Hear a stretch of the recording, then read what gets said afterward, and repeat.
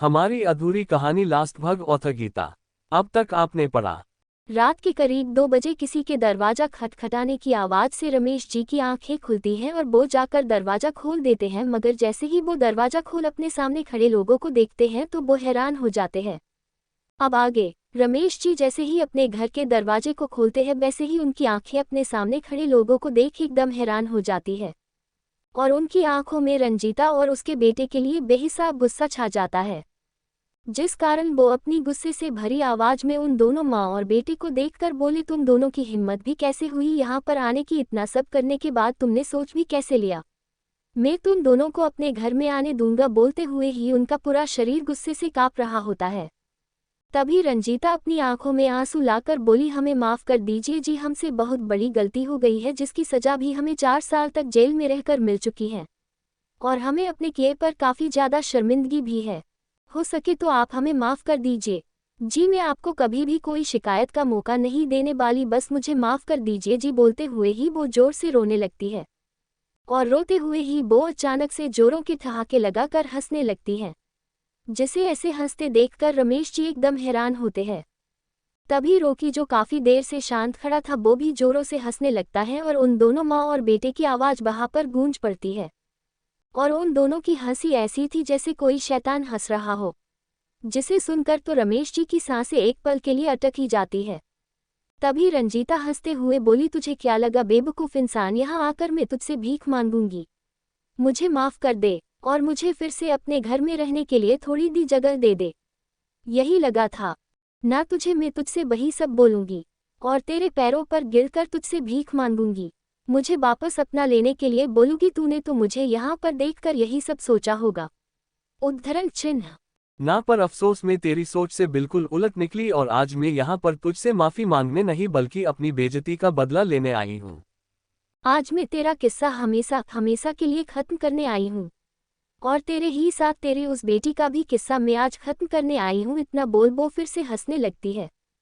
रंजीता की बात सुनकर और उसके इरादे जानकर रमेश जी डर जाते हैं और वो जैसे ही दरवाजा बंद करने को होते हैं वैसे ही रंजीता रमेश जी को धक्का देकर अंदर गिरा देती हैं और रंजीता के इस तरह से धक्का देने के कारण रमेश जी खुद को संभाल नहीं पाते हैं और जाकर सीधे जमीन में गिर जाते हैं और रमेश जी के अंदर गिरते ही रोकी और उसकी माँ वो दोनों ही घर के अंदर आ जाते हैं, जिन्हें अपने घर के अंदर आते देख रमेश जी डर जाते हैं, मगर वो हिम्मत कर अपनी जगह से खड़े होते हैं और उन दोनों को गुस्से में देख बोले, तुम दोनों की इतनी हिम्मत, तुम दोनों मेरे घर में आओ, वो भी इतना सब करने के बाद निकल जाऊं मेरे घर से और वापस कभी यहाँ पर लौट कर नहीं आना, और अगर तुम दोनों यहाँ से अभी गए नहीं तो मैं सारे मोहल्ले वालों को आवाज लगा कर जगा लूंगा, जिसके बाद सारे लोग तुम्हें धक्के मार मार के यहाँ से बाहर फेंक देंगे।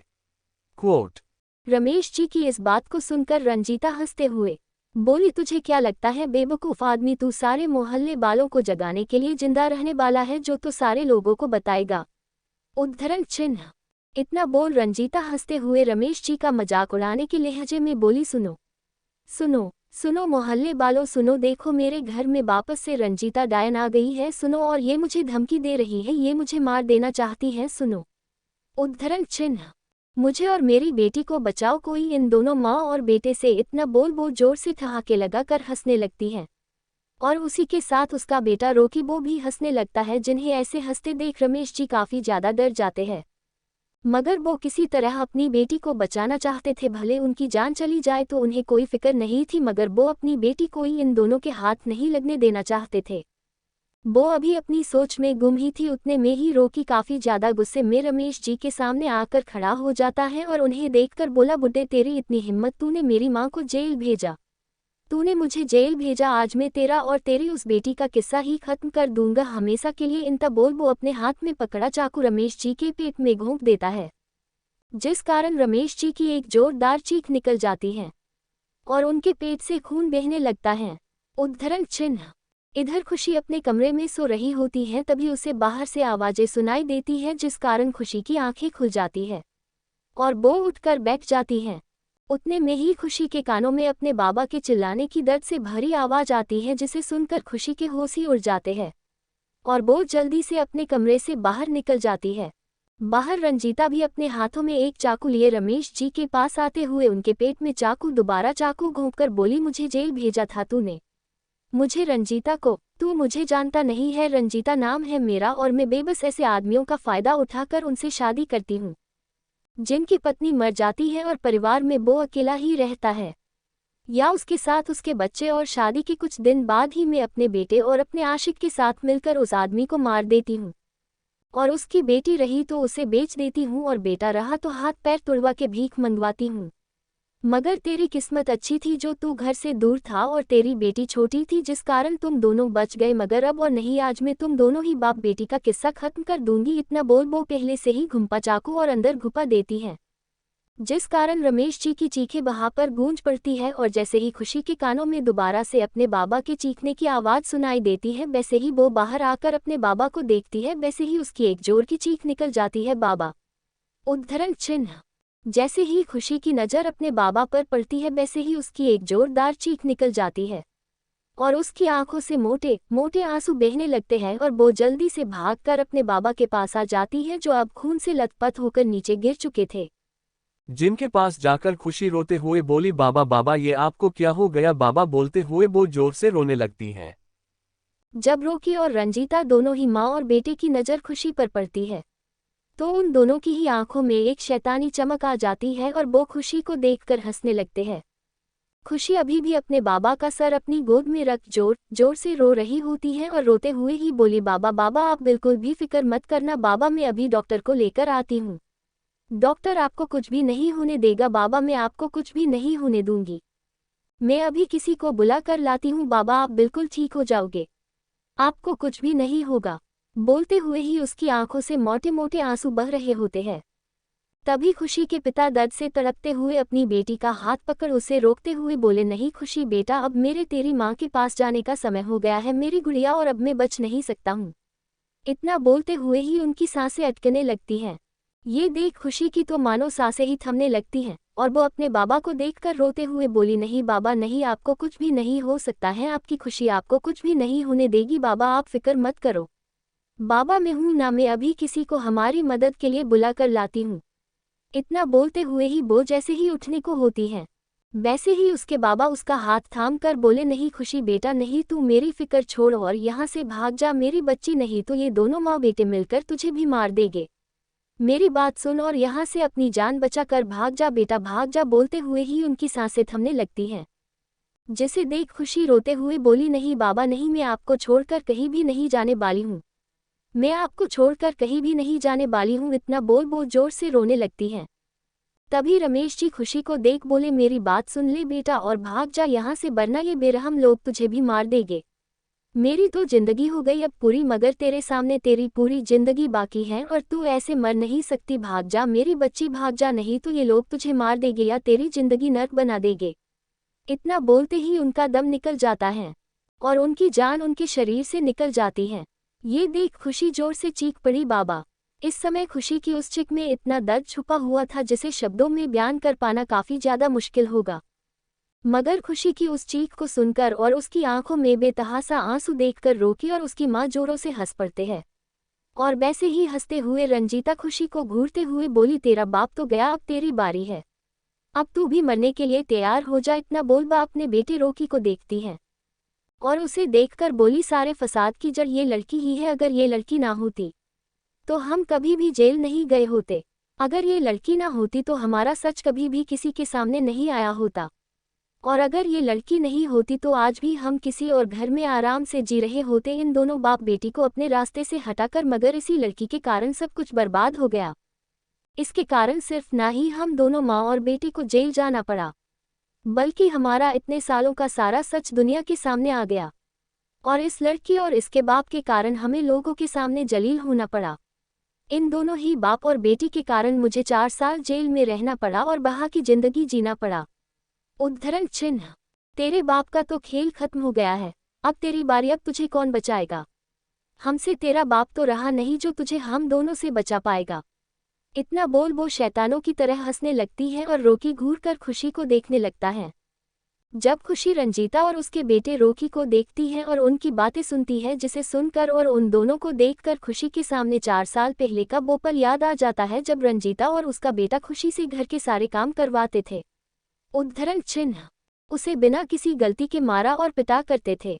और खुशी के सामने वो पल भी घूम जाता है जब रंजीता का आशिक उसके ही सामने नन्ही सी खुशी के साथ घिनौना काम किया करता था, पर रंजीता ने कभी भी उसे रोकी नहीं, बल्कि वो बस सारा तमाशा देखा करती थी, जिसे याद करते ही खुशी की आंखों में डर साफ दिखाई देने लगता है। और उसी डर के कारण खुशी का सारा शरीर डर से कांपने लगता है। जिसे ऐसे कैपते देख रंजीता अपने चेहरे पर एक शैतानी चमक लाकर बोली लगता है, इस छोटी सी चुहिया के मन से अभी तक मेरा डर गया नहीं है।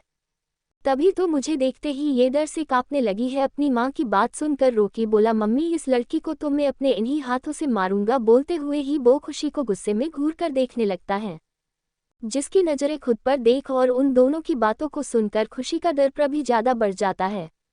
और जैसे ही खुशी रोकी को अपने तरफ बढ़ते हुए देखती है, वैसे ही उसके माथे से पसीने बहने लगते हैं और उसे अपने बाबा की याद आती है जो उससे बोले थे, भाग जा बेटा, यहाँ से भाग जा, नहीं तो ये लोग तुझे भी मार देंगे।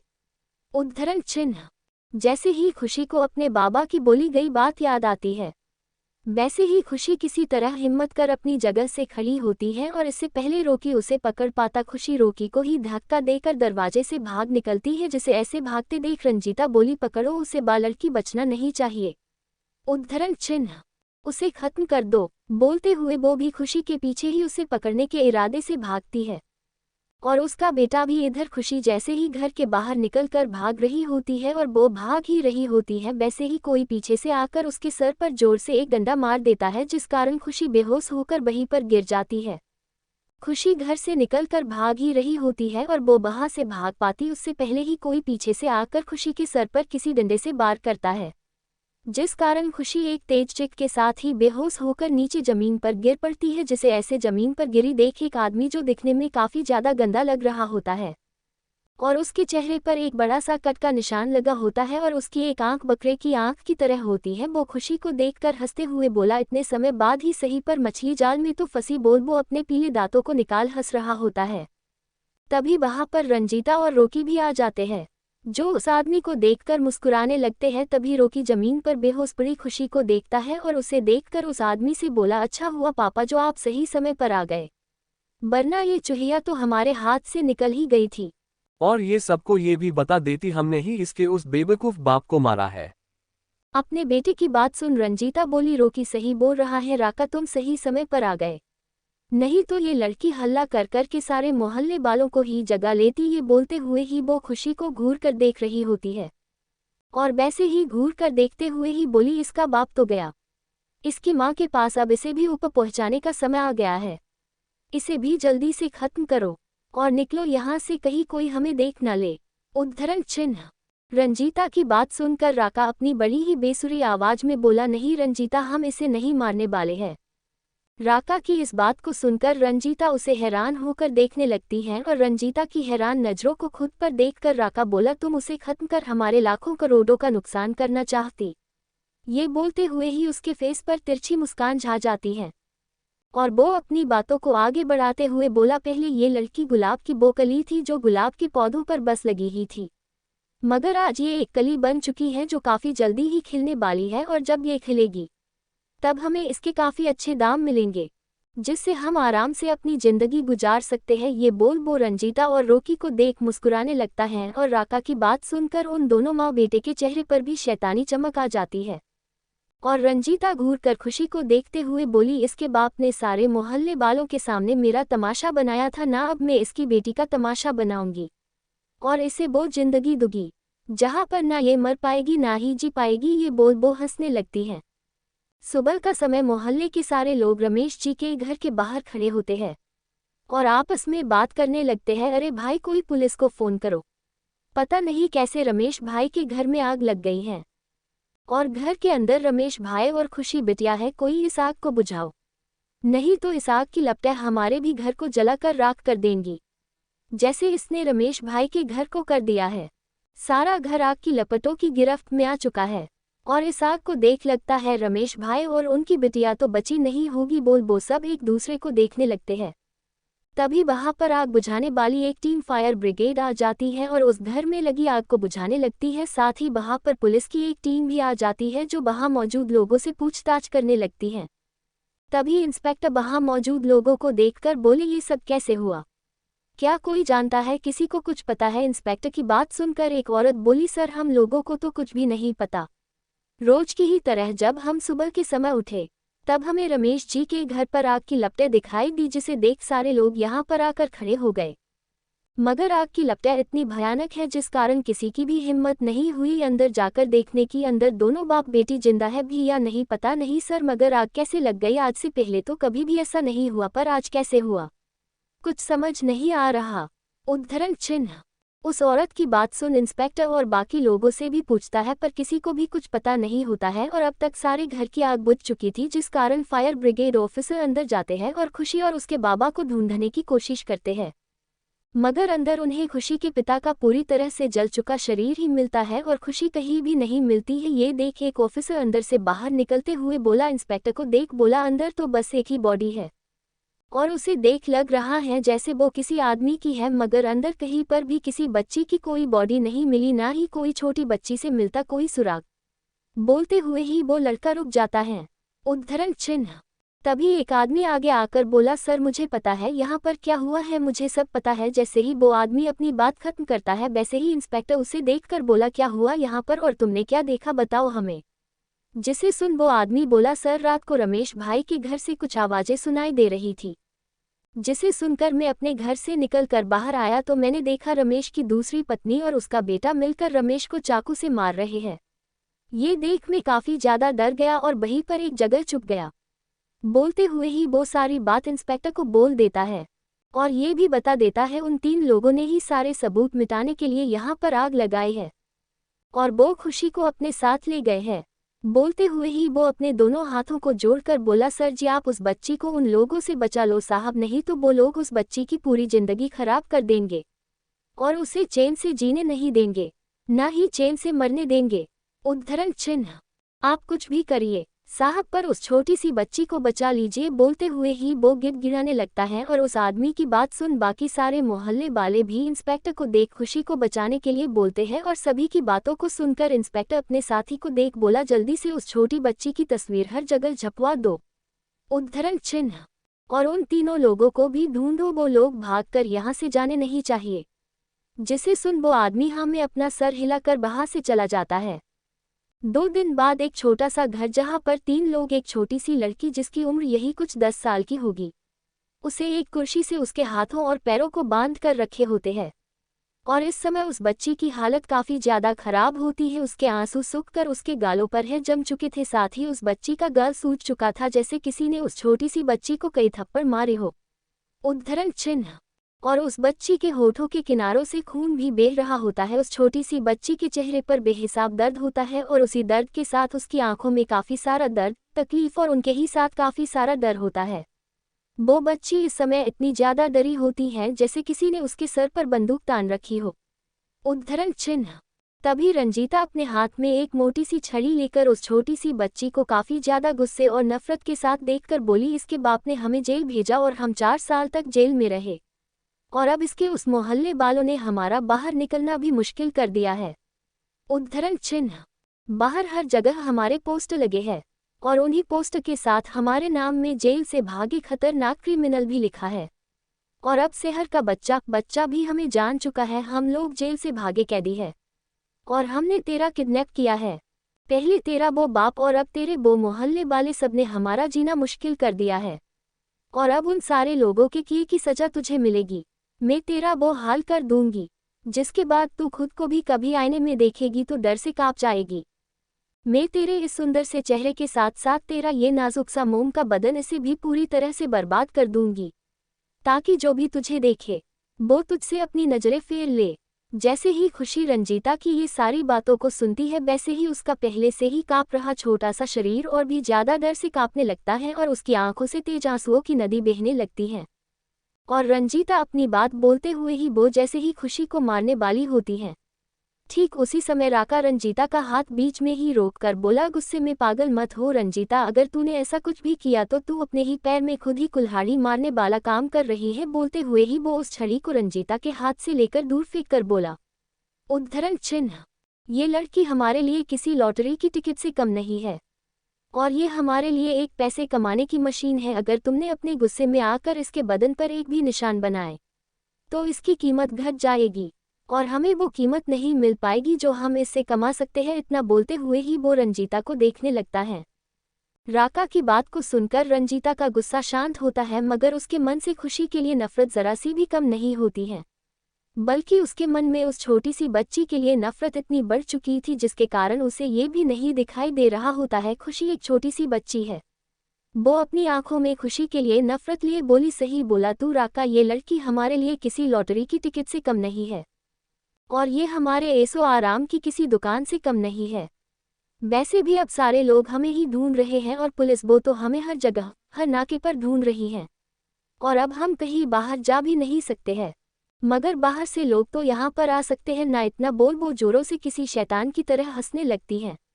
खुशी उन सब की बातों को सुन रही होती है और उन लोगों की बातों को सुनकर खुशी की रूह तक कांपने लगती है, क्योंकि खुशी अब पहले वाली 5 साल की छोटी खुशी नहीं थी, बल्कि अब वो 10 साल की थोड़ी बड़ी बच्ची हो चुकी थी, जिस कारण उसे अब सारी बातें समझ में आती थी। और रंजीता और राका की बातों को सुनने के बाद खुशी को सब समझ आ जाता है। ये लोग उसका हर रात सौदा करना चाहते हैं, जिसे सुनकर ही उस छोटी सी बच्ची की रूह कांप जाती है और उसकी आंखों के आंसू और भी ज्यादा तेजी से बहने लगते हैं और वो रोते हुए ही थोड़ी हिम्मत कर बोली, माँ आप चाहो तो मुझे जान से मार दो, पर मेरे साथ ऐसा कुछ भी ना करो। बोलते हुए ही वो बिलक बिलक कर जोर से रोने लगती है, जिसे ऐसे रोते देख रंजीता और राका जोर से हंसने लगते हैं। तभी राका हंसते हुए ही बोला, लगता है तुझे मालूम पड़ गया है मैंने तेरे साथ क्या किया था। तभी तो मेरा डर तेरे अंदर इस तरह से भरा हुआ है, जिस कारण मुझे देखते ही तू डर से कांपने लगती है और उसी डर से तेरे पसीने भी छूटने लगते हैं। मगर तुझे क्या लगता है लड़की, तू बोलेगी और हम तुझे ऐसे ही छोड़ देंगे या तुझे जाने देंगे? तो नहीं, ऐसा बिल्कुल भी नहीं है। पहले जब तू छोटी तभी तू एकदम चोखा माल थी और अब जब थोड़ी बड़ी हो चुकी है तो तू और भी ज्यादा सुंदर हो गई है और तुझे देख साफ पता चलता जब तू 16 की होगी तब क्या कहर ढाएगी। और तू तो हमारे लिए कुबेर का खजाना है, तुझे कैसे मार दे? अगर हम तुझे ही मार देंगे तो फिर हम क्या करेंगे? गली में भीख मांगेंगे? बोलते हुए ही वो हंस पड़ता है। तभी रोकी अपने पापा को देख बोला, पापा इस लड़की को बिल्कुल भी नहीं छोड़ना। इसके उस बेवकूफ़ बाप की वजह से मैं पूरे 1 साल तक उस बाल सुधार गृह में रहा और वहां पर रहकर सारे काम खुद ही किया और वहां का गंदा और बेस्वाद खाना खाया। बोलते हुए ही वो खुशी को ऐसे देख रहा था जैसे वो अभी ही खुशी को कच्चा चबा जाएगा। जब खुशी इन तीनों की बातों को सुनती है और उनके सारे इरादों को जान लेने के बाद वो भगवान से अपनी मौत की दुआ मांगने लगती है। 8 साल बाद एक घर जो ना ही ज्यादा बड़ा था और ना ही ज्यादा छोटा था। उस घर में 3 कमरे, एक हॉल, किचन और एक बाथरूम होता है। उसी घर के एक छोटे से कमरे में एक लड़की जो काफी ज्यादा दुबली पतली और कमजोर होती है, जिसका रंग दूध सा सफेद होता है, मगर उसके उस दूध से सफेद बदन में कई सारे नाखूनों के नोचने और काटने के निशान बने होते हैं।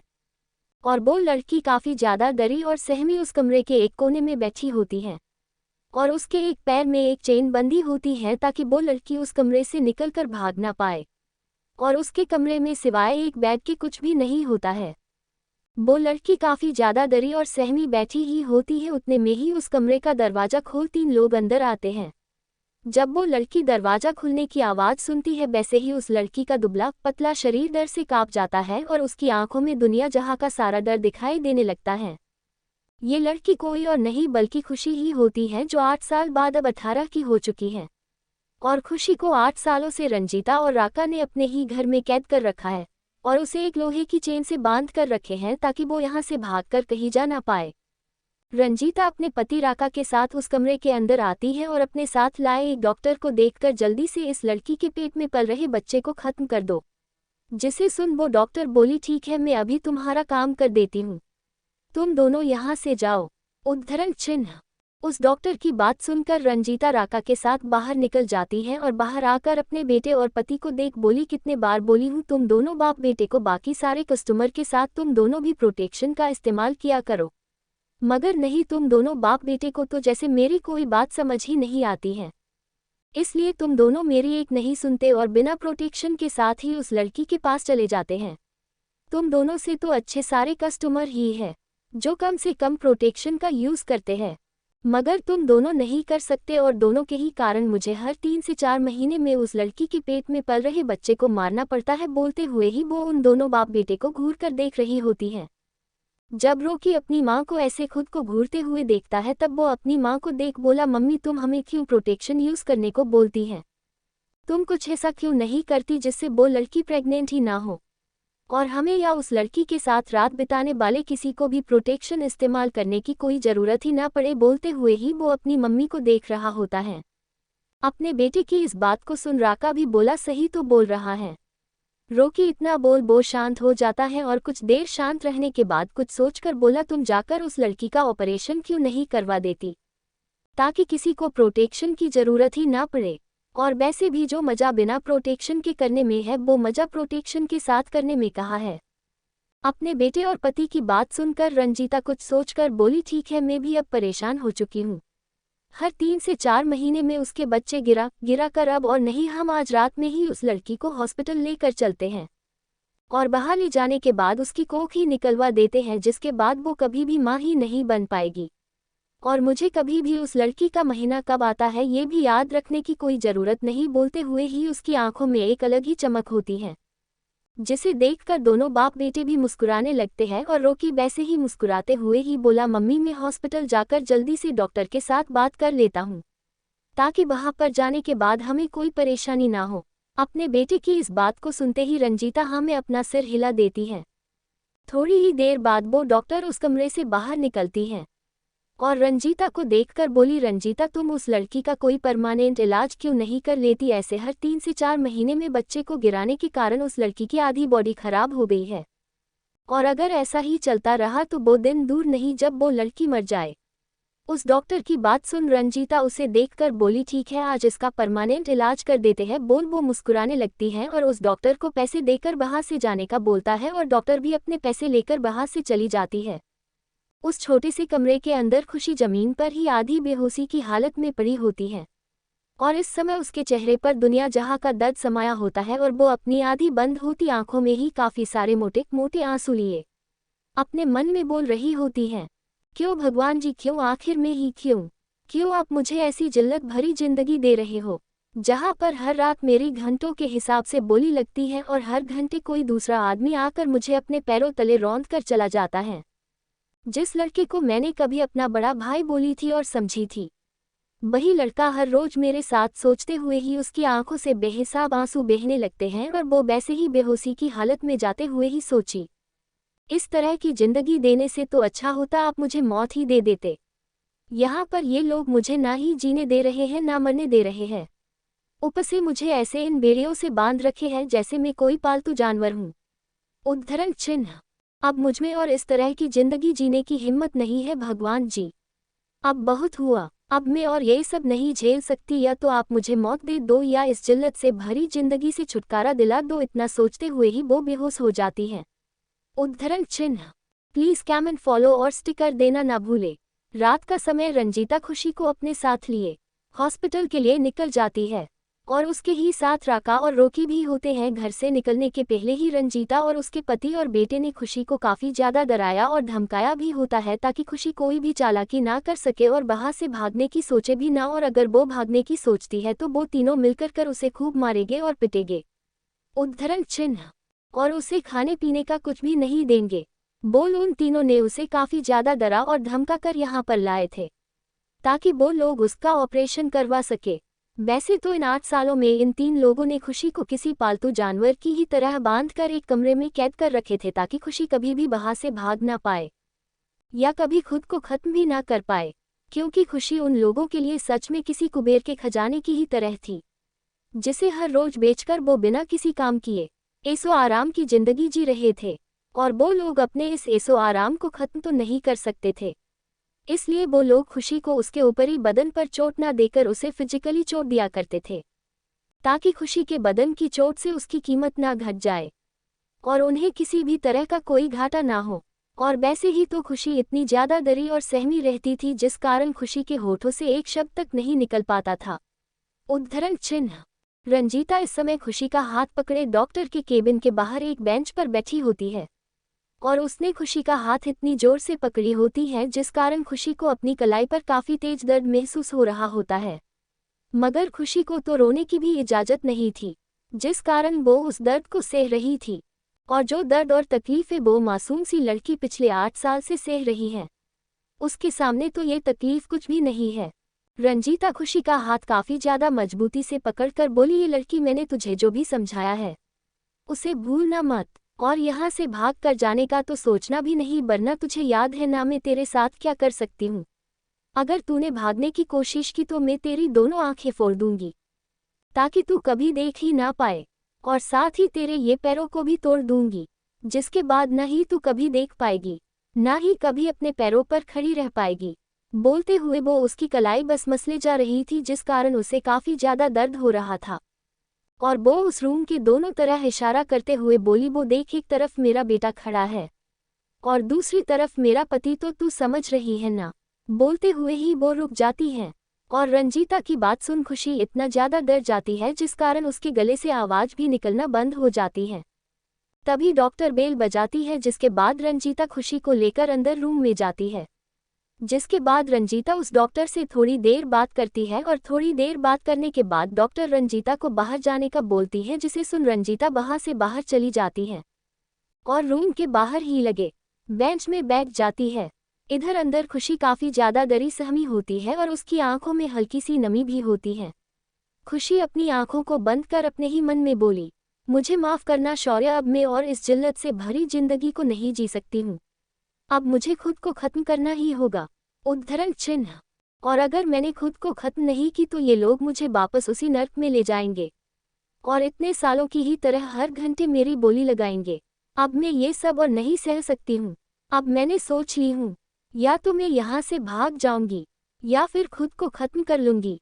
वैसे भी मेरी जिंदगी तो खराब हो चुकी है और अब मैं किसी के भी लायक नहीं हूँ, और मुझे तो ये भी नहीं पता मेरा शौर्य कभी मुझे याद करता भी है या नहीं, तो फिर मैं कैसे ये समझकर जीऊं, एक दिन वो आएगा और मुझे इन सब से दूर ले जाएगा। बोलते हुए ही उसके दिल के अंदर काफी सारा दर्द भरा हुआ होता है, मगर वो उस दर्द को किसी के सामने बयान भी नहीं कर सकती थी।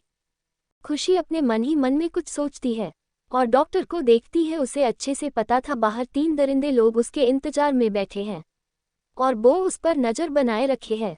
फिर वो उस डॉक्टर को देखती है जो अपने मोबाइल में किसी से बात कर रही होती है और वो बात करने में काफी ज्यादा बिजी होती है, जिस कारण उसका ध्यान खुशी पर से पूरी तरह हट चुका था।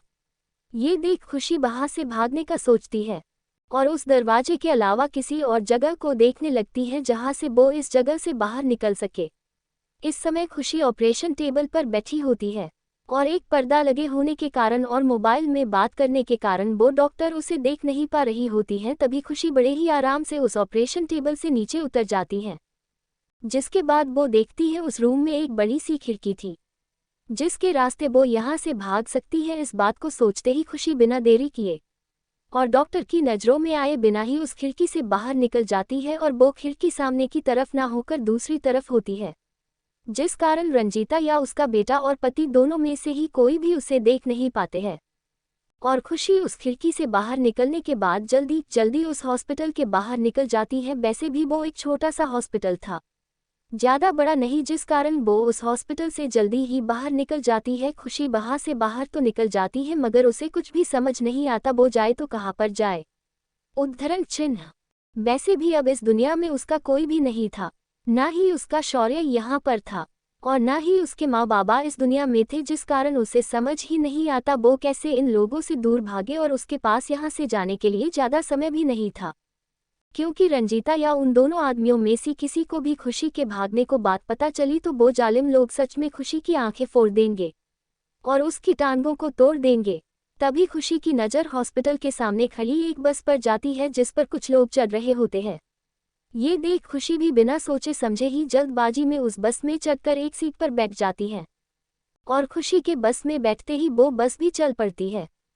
तो क्या लगता है आप सबको, क्या खुशी ने उन तीनों की कैद से भागकर सही किया या फिर खुशी किसी और बड़ी मुसीबत में पड़ने वाली है? आगे की कहानी जानने के लिए बने रहे मेरे साथ। उद्धरण चिन्ह। अब तक आपने पढ़ा रंजीता और उसका पति बेटा वो तीनों खुशी को डरा धमका कर हॉस्पिटल लेकर आते हैं ताकि वो खुशी की कोख निकलवा सके, ताकि खुशी कभी मां ना बने और उन्हें हर बार उसका बच्चा ना गिराना पड़े। मगर खुशी किसी तरह हॉस्पिटल से भागने में कामयाब होती है और हॉस्पिटल के सामने से ही जा रही एक बस में चढ़ जाती है। अब आगे खुशी बिना सोचे समझे ही उस बस में बैठ तो जाती है, मगर उसे नहीं पता था ये सफर उसे कहां पर लेकर जाने वाला था और उसकी जिंदगी कौन सा नया मोड़ लेने वाली थी। ये बात तो खुशी को भी नहीं पता थी। खुशी उस बस में चढ़ने के बाद सबसे लास्ट में जाकर एक सीट में बैठ जाती है जो खाली होती है और सोचने लगती है जब उसके माँ और बाबा थे तब वो कितनी खुश थी उन दोनों के साथ और एक हादसे ने सब कुछ तहस नहस कर दिया। अगर उसकी माँ उसे छोड़कर दुनिया से ना गई होती तो उसके बाबा कभी दूसरी शादी नहीं करते। उद्धरण चिन्ह। और वो दूसरी शादी नहीं करते तो कभी भी रंजीता जैसी डायन उनकी जिंदगी में नहीं और खुशी अपने बाबा के साथ खुशी खुशी रह रही होती। मगर उसके बाबा की एक गलती ने सब कुछ खत्म कर दिया, यहाँ तक उनकी जान भी चली गई और उनकी बेटी खुशी की जिंदगी पूरी तरह से बर्बाद हो गई। 8 साल तक वो किसी पालतू जानवर की तरह एक कमरे में कैद रही, जहां पर बस उसे जिंदा रखा जा रहा था और उसकी हर रोज बोली लगी जाती थी। यही सारी बातों को याद करते हुए ही खुशी की आंखें नम होती और उसे कुछ भी समझ नहीं आता आगे उसका क्या होगा। क्वोट। दूसरी तरफ हॉस्पिटल में डॉक्टर जैसे ही अपनी बात खत्म कर अपना कॉल कट करती है, वो अपनी से उठकर वहीं पर लगे बेड के पास जाती है जहां पर वो खुशी का ऑपरेशन कर उसकी कोख निकालने वाली थी। मगर जैसे ही वो बेड के पास जाती है वहां पर खुशी को ना देखकर हैरान होती है और हर जगह पर उसे देखने लगती है, मगर खुशी उसे कहीं भी नहीं दिख रही होती है, जिस कारण वो परेशान सी रूम के बाहर निकलती है जहां पर दरवाजे के ठीक सामने ही रंजीता बैठी होती है और दोनों ही तरफ राका और रोकी भी खड़े होते हैं। जब वो डॉक्टर दरवाजा खोल बाहर निकलती है वैसे ही रंजीता अपनी जगह से खड़ी होकर बोली, डॉक्टर हो गया ऑपरेशन। जैसे ही रंजीता इतना बोलती है वो डॉक्टर परेशान होते हुए बोली, वो लड़की भाग गई, यहाँ से ढूंढो उसे, अभी वो ज्यादा दूर नहीं गई होगी। डॉक्टर की बात सुनते ही रंजीता को तो जैसे कोई सदमा सा लग जाता है। वो डॉक्टर को देख बोली, क्या वो लड़की भाग गई? ये क्या बोल रही हो तुम? मैं तो बाहर ही कब से बैठी हूँ और मेरी नज़र तो दरवाजे पर ही बनी हुई है, फिर वो लड़की कैसे भाग सकती है? वो तो बाहर भी नहीं आई और तुम अंदर थी, तो फिर वो तुम्हारे होते हुए कैसे भाग सकती है? बोलो कैसे भाग सकती है? बोलते हुए ही वो काफी गुस्से में दिखाई दे रही होती है, जैसे किसी ने उसके हाथ से अलादीन का चिराग छीन लिया हो। उद्धरण चिन्ह। जब दूर खड़े राका और रोकी दोनों ही उन दोनों औरत को ऐसे बात करते देखते हैं और दोनों को ही परेशान देखते हैं, तब दोनों ही उन दोनों के पास आ जाते हैं और रोकी अपनी मम्मी को देख बोला, मम्मी क्या हुआ? आप कुछ परेशान सी लग रही हो, ऑपरेशन हो गया क्या? बोलते हुए ही वो उन दोनों को देखने लगता है और रोकी की बात सुन राका भी दोनों को ही देखने लगता है। तब रंजीता परेशान होकर बोली, वो लड़की भाग गई है यहाँ से। जैसे ही वो दोनों बाप बेटे भी इस बात को सुनते हैं वैसे ही वो दोनों एक साथ बोले, क्या भाग गई यहाँ से? कैसे? वो कैसे भाग सकती है? हम तो यहीं पर है कब से। उद्धरण चिन्ह। उन दोनों की बात सुन रंजीता गुस्से में बोली, मुझे क्या पता कैसे भागी, और यहाँ पर खड़े रहकर बकवास करने से कुछ नहीं होगा। जाओ और ढूंढो उसे, वो यहीं पर काफी होगी, अभी वो ज्यादा दूर भी नहीं भागी होगी, जाओ और जल्दी से पकड़ो उसे। इतना बोल रंजीता भी वहां से निकल जाती है उसे ढूंढने के लिए और राका और रोकी दोनों भी हर जगह जाकर खुशी को ढूंढने लगते हैं। वो सारे लोग मिलकर खुशी को ढूंढने में लग जाते हैं और रोकी वो भी अपने आवारा दोस्तों को खुशी की खोज में लगा देता है।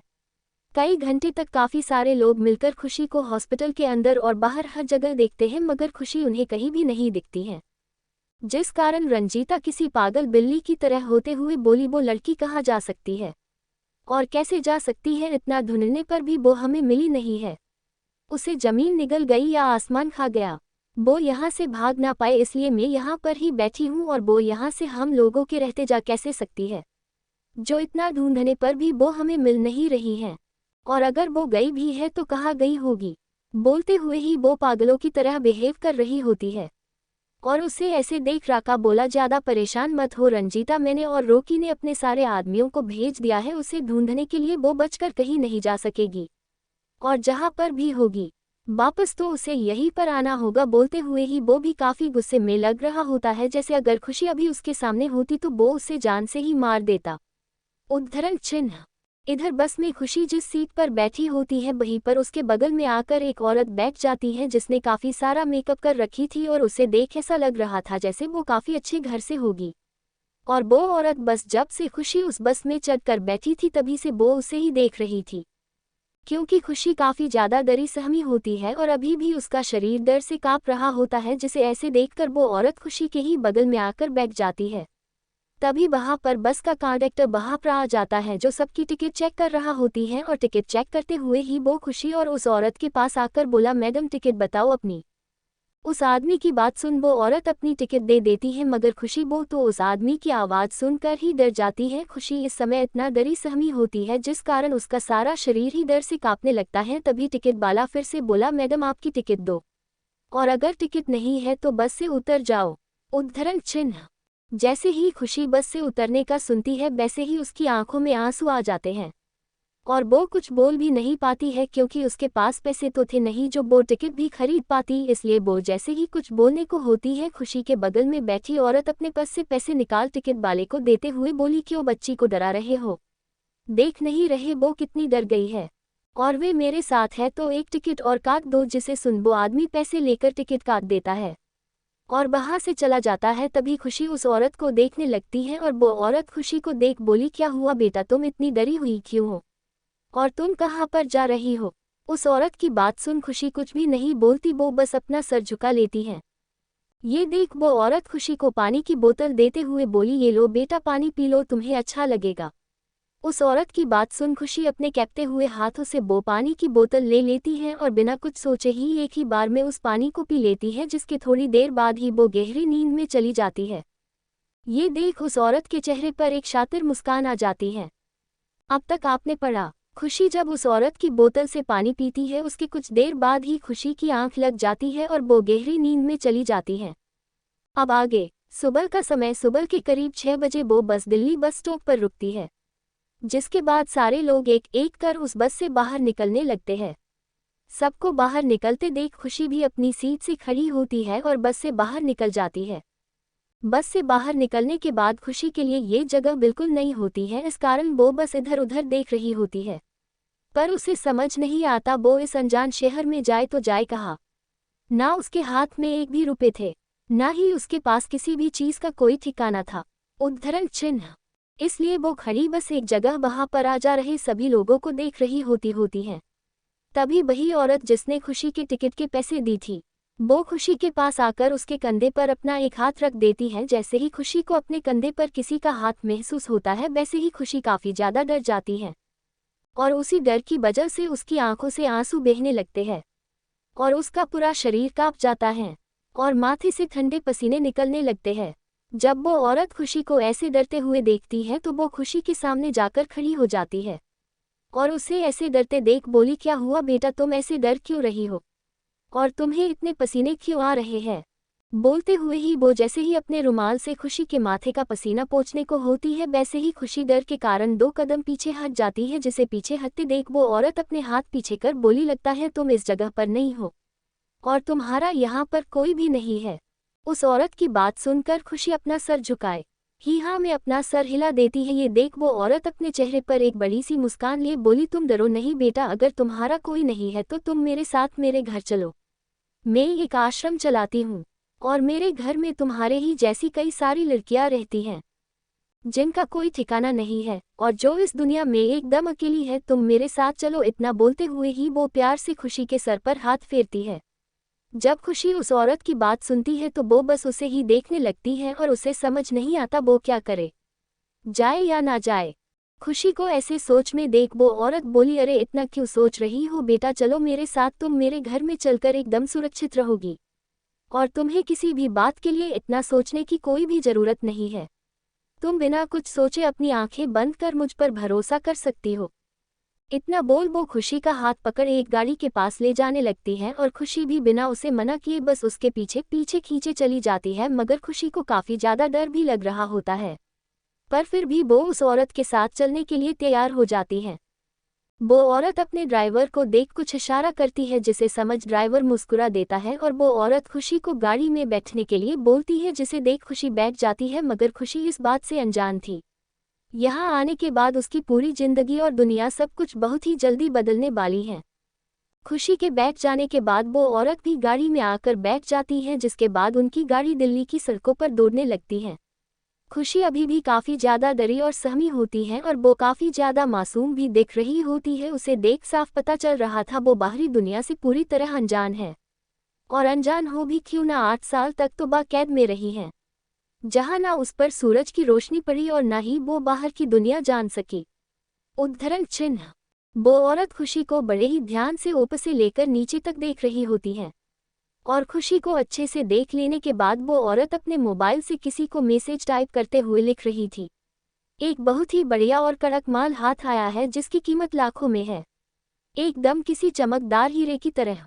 उद्धरण चिन्ह।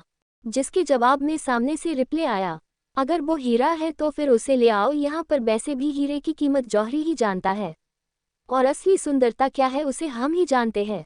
जिसे पढ़कर वो औरत मुस्कुराते हुए बोली, ठीक है मैं उसे लेकर आ रही हूँ। वैसे भी ये लड़की तो एकदम गऊ की तरह सीधी है, जिसे फंसाने के लिए भी मुझे कुछ करने की जरूरत नहीं पड़ी। वो तो खुद ही अपनी मर्जी से यहाँ आ रही है। इतना लिख वो काफ़ी सारी हंसने वाली इमोजी डालकर फ़ोन रख देती है, और अंदर ही अंदर काफ़ी ज़्यादा खुश होने लगती है। मगर खुशी इन सारी बातों से अनजान बस खिड़की के बाहर ही देख रही होती है। थोड़ी ही देर में उनकी गाड़ी एक काफ़ी बड़े गेट के अंदर आती है, जहां पर 4 से 5 किसी चोल के जैसी बिल्डिंग होती है। तभी वो औरत गाड़ी से बाहर निकलने के बाद खुशी के साइड का डोर खोल उसे भी बाहर निकालती है और उसका हाथ पकड़ उसे बिल्डिंग के अंदर ले जाने लगती है।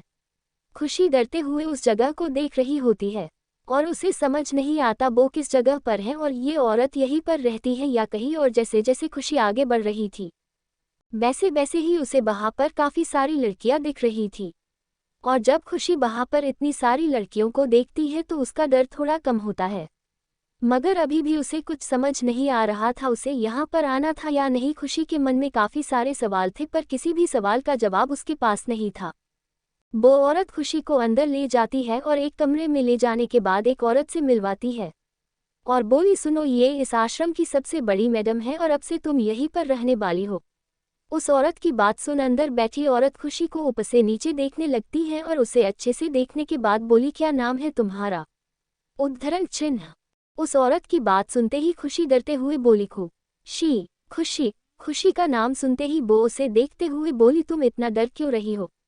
देखो यहाँ पर कितनी सारी तुम्हारी ही तरह लड़कियां हैं और वो सभी खुश भी है, तो तुम क्यों इतना डरी हो? बोलते हुए ही वो एक लड़की को आवाज लगाकर बोली, बरखा। जिसे सुनते ही एक लड़की जल्दी से वहां पर आ जाती है, जिसे देख वो औरत बोली, ये खुशी है और ये नहीं है तो तुम इसे अपने साथ ले जाओ और इसे खाना भी खिला देना। बोलते हुए ही वो उसे अपनी आंखों से कुछ इशारा करती है, जिसे समझकर बरखा मुस्कुरा कर खुशी को देख बोली, चलो खुशी मैं तुम्हें तुम्हारा कमरा दिखा देती हूँ। बोल वो उसे अपने साथ ले जाती है।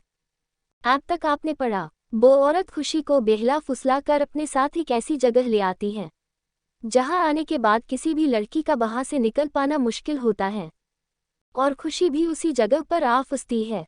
अब आगे वो औरत खुशी को बरखा नाम की लड़की के साथ भेज देती है, जिसके बाद जो औरत खुशी को अपने साथ लाई थी वो उस औरत को देख बोली, मैंने बोली थी ना रजिया ये लड़की हीरा है, हीरा वो भी कोहिनूर का हीरा। बोल वो हंसने लगती है और अपना एक हाथ आगे कर बोली, तो लाओ मेरे पैसे। जिसे सुन रजिया एक नोटों की गड्डी उस औरत को देते हुए बोली, बस ऐसे ही तुम अच्छा माल मुझे लाकर देती जाओ और ऐसे ही पैसे लेती जाओ। बोल रजिया मुस्कुराने लगती है, और रजिया की बात सुन वो औरत अपने हाथ में पकड़ी नोट की गड्डी देख बोली, ये क्या रजिया, मैं तुम्हें हीरा दे रही हूँ और तुम हो कि मुझे हीरे की सही कीमत देने की जगह मेरे हाथ में लॉलीपॉप थमा रही हो। ये तो गलत बात है रजिया, अगर तुम ऐसा करोगी तो फिर मुझे काफ़ी और ही जाना पड़ेगा। बोल वो उसे देखने लगती हैं, और उस औरत की बात सुन रजिया अपने मुंह में पान चबाते हुए ही बोली, तुम नाराज क्यों होती हो? अगर तुम्हें ये कीमत कम लग रही है तो तुम बोल सकती हो, ऐसे कही और जाने की बात कर मेरा दिल ना दुखा। बोल वो उसे एक और गड्डी दे देती है, जिसे लेने के बाद वो औरत मुस्कुराते हुए वहां से नोट की खुशबू लेती चली जाती है। जिसे जाते देख रजिया पान चबाते हुए ही बोली, हीरा हो या कोयला, रजिया को सब पता है हीरे को निखारना कैसे है और कोयले को चमकाना कैसे है, और एक बार जो लड़की रजिया के कोठे में आ गई उसका यहाँ से बाहर जाना नामुमकिन है। बोल वो हंसने लगती है। इधर बरखा खुशी को लेकर अपने कमरे में आ जाती है, जहाँ पर पहले से ही कुछ लड़की होती हैं। और जो हंस हंस कर बातें कर रही होती है। और उन लोगों ने काफ़ी ज़्यादा चमकीले और भड़कीले कपड़े पहनी होती हैं और चेहरे में काफ़ी सारा मेकअप की लेयर लगाई होती है। खुशी डरते हुए बरखा के साथ वहाँ पर आती है और उस जगह को देखती है, जो उसके लिए काफ़ी ज़्यादा अनजान होती है। और यहाँ मौजूद सारी लड़की भी काफ़ी अजीब होती है। एक लड़की बरखा के साथ खुशी को देख बोली, बरखा डार्लिंग लगता है कोई नई मछली जाल में फंसी है। बोलबो हंसने लगती है और उसकी बात सुन उसके ही साथ बैठी और लड़कियां भी हंसने लगती हैं और खुशी को ऊपर से नीचे देखने लगती हैं। एक लड़की वैसे ही हंसते हुए खुशी को देख बोली, ये तो मछली नहीं मेरी जान एकदम चोखा माल है। वो भी किसी गांव का, तभी तो ऐसी जगह में आकर फंस गई। वो हंसने लगती है। जब खुशी उन लड़कियों की बात सुनती है तो उसे समझ नहीं आता ये सब उसे ऐसे क्यों देख रही हैं और किस तरह की बातों को कर रही है। मगर इन लड़कियों की बातों को सुन खुशी को बुरी फीलिंग आने लगती है और उसका दिल अनजाने डर से कांप जाता है और वो काफ़ी ज़्यादा डर जाती है। जब बरखा खुशी को ऐसे डर से कांपते देखती है तो वो उसके कंधे पर अपना एक हाथ रख बोली, क्या हुआ खुशी, तुम ऐसे डर क्यों रही हो, आओ बैठो यहाँ पर, तुम्हें डरने की ज़रूरत नहीं है। बोलते हुए ही वो उसे वहाँ पर लगी पलंग पर बिठा देती है और उसे पानी का ग्लास देते हुए बोली, लो पानी पिलो। बोलते हुए ही वो खुद खुशी को पानी पिलाने लगती है, जिसे खुशी भी पी लेती है क्योंकि उसका गला प्यास से सूख रहा होता है। तभी खुशी को देख एक लड़की बोली, इसका नाम इसके माँ बाप ने क्या सोचकर खुशी रखे रे। यहाँ आने के बाद तो इसकी जिंदगी में दुख ही दुख आने वाले हैं, तो फिर ये कैसी खुशी हुई। बोल वो खुशी को ही देखने लगती हैं। और उस लड़की की बात सुन खुशी को कुछ भी समझ नहीं आता, पर उसे काफ़ी बुरी फीलिंग आ रही होती है, जिस कारण उसकी आंखें नम होने लगती हैं और शरीर डर से कांपने लगता है। जिसे ऐसे देख बरखा बोली, क्या हुआ खुशी, तुम ऐसे क्यों डर रही हो, बोलो क्या हुआ है। बरखा की बात सुन खुशी किसी तरह अपनी सारी हिम्मत जुटाकर उन सभी लड़कियों को देखती है और उन सबको देख बोली, दी ये कौन सी जगह है और यहाँ पर इतनी सारी लड़की या क्यों है। बोलते हुए ही उसकी आंखों से आंसू बहने तेज हो जाते हैं। जब वो सभी लड़की खुशी को ऐसे रोते देखती है तो पता नहीं क्यों उन सभी लड़कियों का दिल भी खुशी को देख रोने लगता है, क्योंकि एक समय था जब वो सभी भी ऐसे ही लोगों का शिकार होकर इस जगह पर आकर फंसी थी और फिर यहाँ पर आने के बाद कभी कहीं लौट कर ना जा सकी। और आज खुशी में उन्हें खुद की ही परछाई नजर आ रही होती है, जिस कारण खुशी के आंसू देख उनका दिल भी खुशी के लिए दुखने लगता है। मगर अफसोस की बात है वो लोग खुशी की कोई भी मदद नहीं कर सकते थे। कोई भी खुशी को कुछ जवाब दे पाता उससे पहले ही वहाँ पर रजिया आ जाती है, जिसे देख सारी लड़की थोड़ी डर जाती हैं और अपनी जगह पर खड़ी हो जाती हैं। तभी रजिया वहाँ पर आकर वहाँ पर लगी पलंग में बैठ जाती है और अपने पैर पर पैर चढ़ाकर उन सभी लड़कियों को देख बोली, उद्धरण चिन्ह, आज हमारे यहाँ पर एक खास मेहमान आने वाले हैं, जिसके लिए तुम इस लड़की को अच्छे से तैयार कर देना और इसे सारी बात समझा देना, और अगर ये लड़की बात मानने से इनकार करती है तो इसे मेरे पास लेकर आना। रजिया ने अच्छी चिड़िया के पर कतरी है, फिर ये किस खेत की मूली है। बोल वो एक नज़र खुशी को देखती है, जो काफ़ी ज़्यादा डरी सहमी लग रही होती है और उसे एक नज़र देख वहाँ से चली जाती है। जिसके जाने के बाद खुशी वही ज़मीन पर बैठकर रोने लगती है और अपनी किस्मत को कोसने लगती है। उसकी ही जिंदगी में ये सब क्यों लिखा। बोल वो फुट फुट कर रोने लगती है, जिसे ऐसे रोते देखकर वहाँ पर मौजूद सारी लड़कियों को बुरा लगता, अगर पर वो कर भी तो कुछ नहीं सकती थी। क्या होगा आगे, क्या खुशी हमेशा के लिए इस दलदल में फंस कर रह जाएगी या कोई नया मोड़ लेंगी। खुशी की कहानी जानने के लिए बने रहिए मेरे साथ, और कैसी लग रही आपको कहानी कमेंट कर जरूर बताएं। रजिया के बहा से जाने के बाद खुशी वही जमीन पर बैठकर जोर से फुट फुट कर रोने लगती है और उसके रोने में उसके अंदर छुपा हुआ दर्द साफ सुनाई दे रहा होता है और उसे ऐसे रोते देखकर वहाँ पर मौजूद किसी भी लड़की को अच्छा नहीं लगता है। तभी बरखा खुशी के कंधे पर हाथ रख बोली, कोई फायदा नहीं खुशी, यहाँ पर रोने का, यहाँ रोने या चीखने चिल्लाने का कोई फायदा नहीं, और अगर कोई यहाँ से भागने की कोशिश करता है तो रजिया के सारे आदमी मिलकर उसे नोच खाते हैं और तब तक उसे नहीं छोड़ते जब तक वो उसकी जान ना निकल जाए। बोलते हुए ही उसकी आंखों में आंसू होते हैं और वो वैसे ही बोली, जब मैं यहाँ आई थी तब मैं भी तुम्हारी ही तरह भोली भाली सीधी सी गांव की लड़की थी, जिसे काम का लालच देकर यहाँ लाया गया था और यहाँ लाकर इस कोठे पर बिठा दिया गया। बोल वो रोने लगती है और वैसे ही रोते हुए बोली, तब मैंने देखी थी एक लड़की ने यहाँ से भागने की कोशिश की थी जिसे देख उसके सारे आदमियों ने मैदान के बीचों बीच ही उस लड़की को ऐसे नोच खाए थे जैसे कोई भेड़िए भी किसी जानवर को नहीं खाते, और तब तक उसे छोड़े नहीं जब तक उस लड़की ने दम नहीं तोड़ दिया। इसलिए कोई भी लड़की यहाँ पर आने की हिम्मत नहीं करती है, क्योंकि कोई भी अपना वो हाल नहीं करना चाहती जो उस लड़की का हुआ था। और अब तो यहाँ रहते रहते जिंदगी गुजर जानी है, पर हमें आज़ादी नहीं मिलने वाली है। बोलते हुए ही वो अपने आंसू पोंछती है और खुशी के भी आंसू पोंछ बोली, यहाँ पर रोने का कोई मतलब नहीं खुशी, कोई यहाँ पर किसी की चीख नहीं सुनता है, और तुम जितने जल्दी इस बात को समझ जाओ तुम्हारे ही लिए अच्छा होगा। इतना बोल वो वहाँ से चली जाती है। खुशी अपने मन में ही रोते हुए बोली, क्यों भगवान जी, क्यों, आखिर में ही क्यों? और कितनी परीक्षा लोगे आप मेरी? मैंने तो आपसे उस जिल्लत भरी जिंदगी से छुटकारा मांगी थी, मगर आप तो मुझे एक नर्क से निकाल कर दूसरे नर्क में भेज दिए। बोल वो अंदर ही अंदर तड़प रही होती है और काफी ज्यादा डर से कांप भी रही होती है। दूसरी तरफ रंजीता और उसके पति, बेटे और उनके आदमियों ने मिलकर हर जगह खुशी को ढूंढ लिया होते हैं, मगर उन्हें कहीं पर भी खुशी नहीं मिलती है, जिस कारण उन सबका बुरा हाल होता है। तभी रंजीता के घर पर कुछ लोग आ जाते हैं, जिन्हें देखकर रोकी डर जाता है, और उसे ऐसे डरते देख एक आदमी बोला, रोकीला, हमारे पैसे तूने लेते समय बोला था आज तू पैसे दे देगा, तो चल पैसे दे वरना बॉस नाराज हो जाएंगे। उस लड़के की बात सुन रोकी बोला, भाई को बोलना मैं पैसे शाम तक उन्हें लाकर दूंगा, अभी मैं काफी परेशान हूँ। जिसे सुन वो लड़का बोला, भाई ने पहले ही बोल दिए है अगर तू पैसे ना दे तो हम तेरी अच्छे से पिटाई लगाकर हाथ पैर तोड़कर सड़क में फेंक दे, वैसे भी काफी सारी उधारी हो गई है और बॉस को अब पैसा चाहिए, नहीं तो ना तुझे कोई माल मिलेगा, ना ही तो अपने पैर पर खड़ा हो पाएगा। उस लड़के की बात सुन रंजीता बोली, कितने पैसे है तेरे बॉस के मुझे बता, पर मेरे बेटे से ठीक तरीके से बात कर वरना मैं तुझे और तेरे बॉस दोनों को ही खबर ले सकती हूँ, समझा? रंजीता की बात सुन उस लड़के के साथ आया लड़का बोला, ये बुढ़िया ज्यादा बोलने का नहीं, हाँ तेरे बेटे ने बॉस से पूरे 5 लाख की उधारी की है, वो दे हमें, जिसके बाद हम यहाँ से चले जाएंगे। उस लड़के की बात सुन रंजीता अंदर जाकर पैसे लाती है और उसे देते हुए बोली, ले तेरे पैसे और निकल यहाँ से, और अब आना नहीं यहाँ पर कभी। उद्धरण चिन्ह। रंजीता की बात सुन एक लड़का बोला, हमें भी शौक नहीं है यहाँ पर आने का, पर क्या करे तेरा बेटा ही जो हमारे भाई से इतनी उधारी लेकर रखता है। इतना बोल दोनों लड़के पैसे लेकर वहां से चले जाते हैं, जिसके बाद रंजीता अपने बेटे रोकी को देखकर बोली, रोकी बेटा अब तू ज्यादा पैसे उड़ाना बंद कर बेटा, वैसे भी वो मनहूस लड़की पता नहीं कहाँ पर है, और वो नहीं है तो हमारे पास पैसे भी नहीं है, तू समझ रहा है ना मेरी बात? बोलते हुए ही रंजीता रोकी को देख रही होती है, मगर रंजीता की बात सुन रोकी बोला, सारी गलती तुम्हारी ही है मम्मी, अगर डॉक्टर को घर में ही बुलाकर बोल दी होती उस लड़की के साथ क्या करना है तो वो कभी भी यहाँ से भागती नहीं, मगर तुम ही थी जिसने उसे हॉस्पिटल लेकर जाने का सोची, अब वो तो गई, साथ में ही हमारा सारा ऐसो आराम भी लेकर गई। बोलते हुए ही वो वहां से निकल जाता है। दिल्ली पुलिस चौकी कुछ कांस्टेबल साथ में बैठे बातें कर रहे होते हैं।